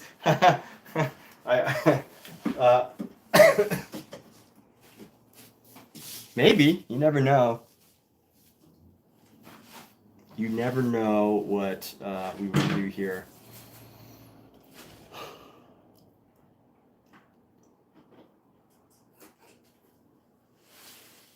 But here we go. I'm going to put my stuff up. And we're going to take a break. We're going to get ready for bed. I think, Alexa, what's the time in Australia?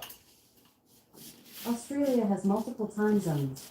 In Sydney, it is 4:23 p.m. Oh, wow. So it's mid-afternoon for you.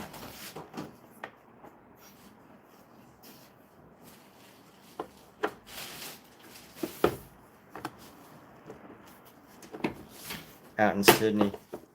But hey, Catherine, awesome to you know, connect with more people via live stream.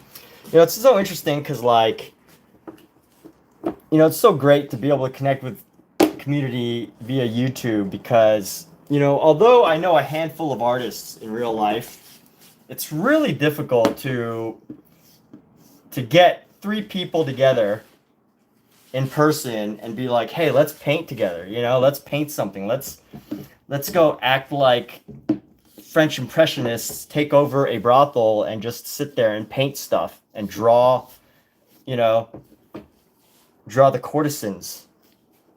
But it's easy for people to randomly connect on YouTube and live stream, and artists to just be able to have like a small community or even, you know, just to chat about painting, right?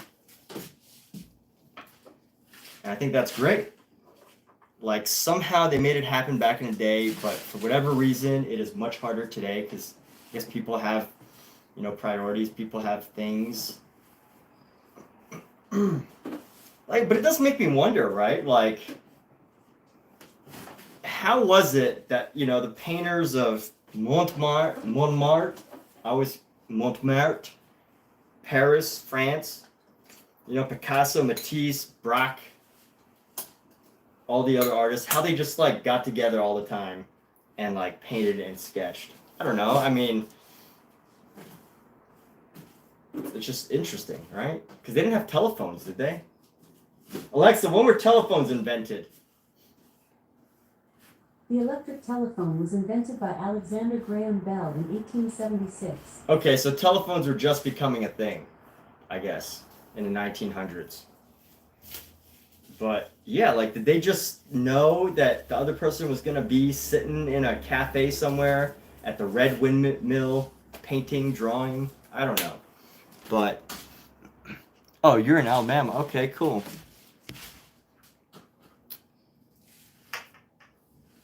You should think about really adding a soccer ball. Come back for another stream. Okay. Yes, and, you know, it's great because there's so many YouTubers who, like, do... I think there's so many YouTubers who, like, are like, so focused on tutorials, so focused on, like, having a course, so focused on... you know, teaching realism or something. But, you know, it's also, I've really gotten a lot out of you know, just connecting with people such as Omizu and just like, and Dondrell and yourself, and just like enjoying a good painting session while being able to talk about it, without the expectation that I have to like teach something or like whatever. It's all just part of the craft, right? So anyways, all right, well, hey, I'm sure Omizu will live stream, and maybe Catherine will live stream, and then y'all can see each other's live streams or whatever. But I'm gonna sign off for now and get ready for bed. So good night, everybody. Hey, take care, everybody. Thank you. Good night, good night.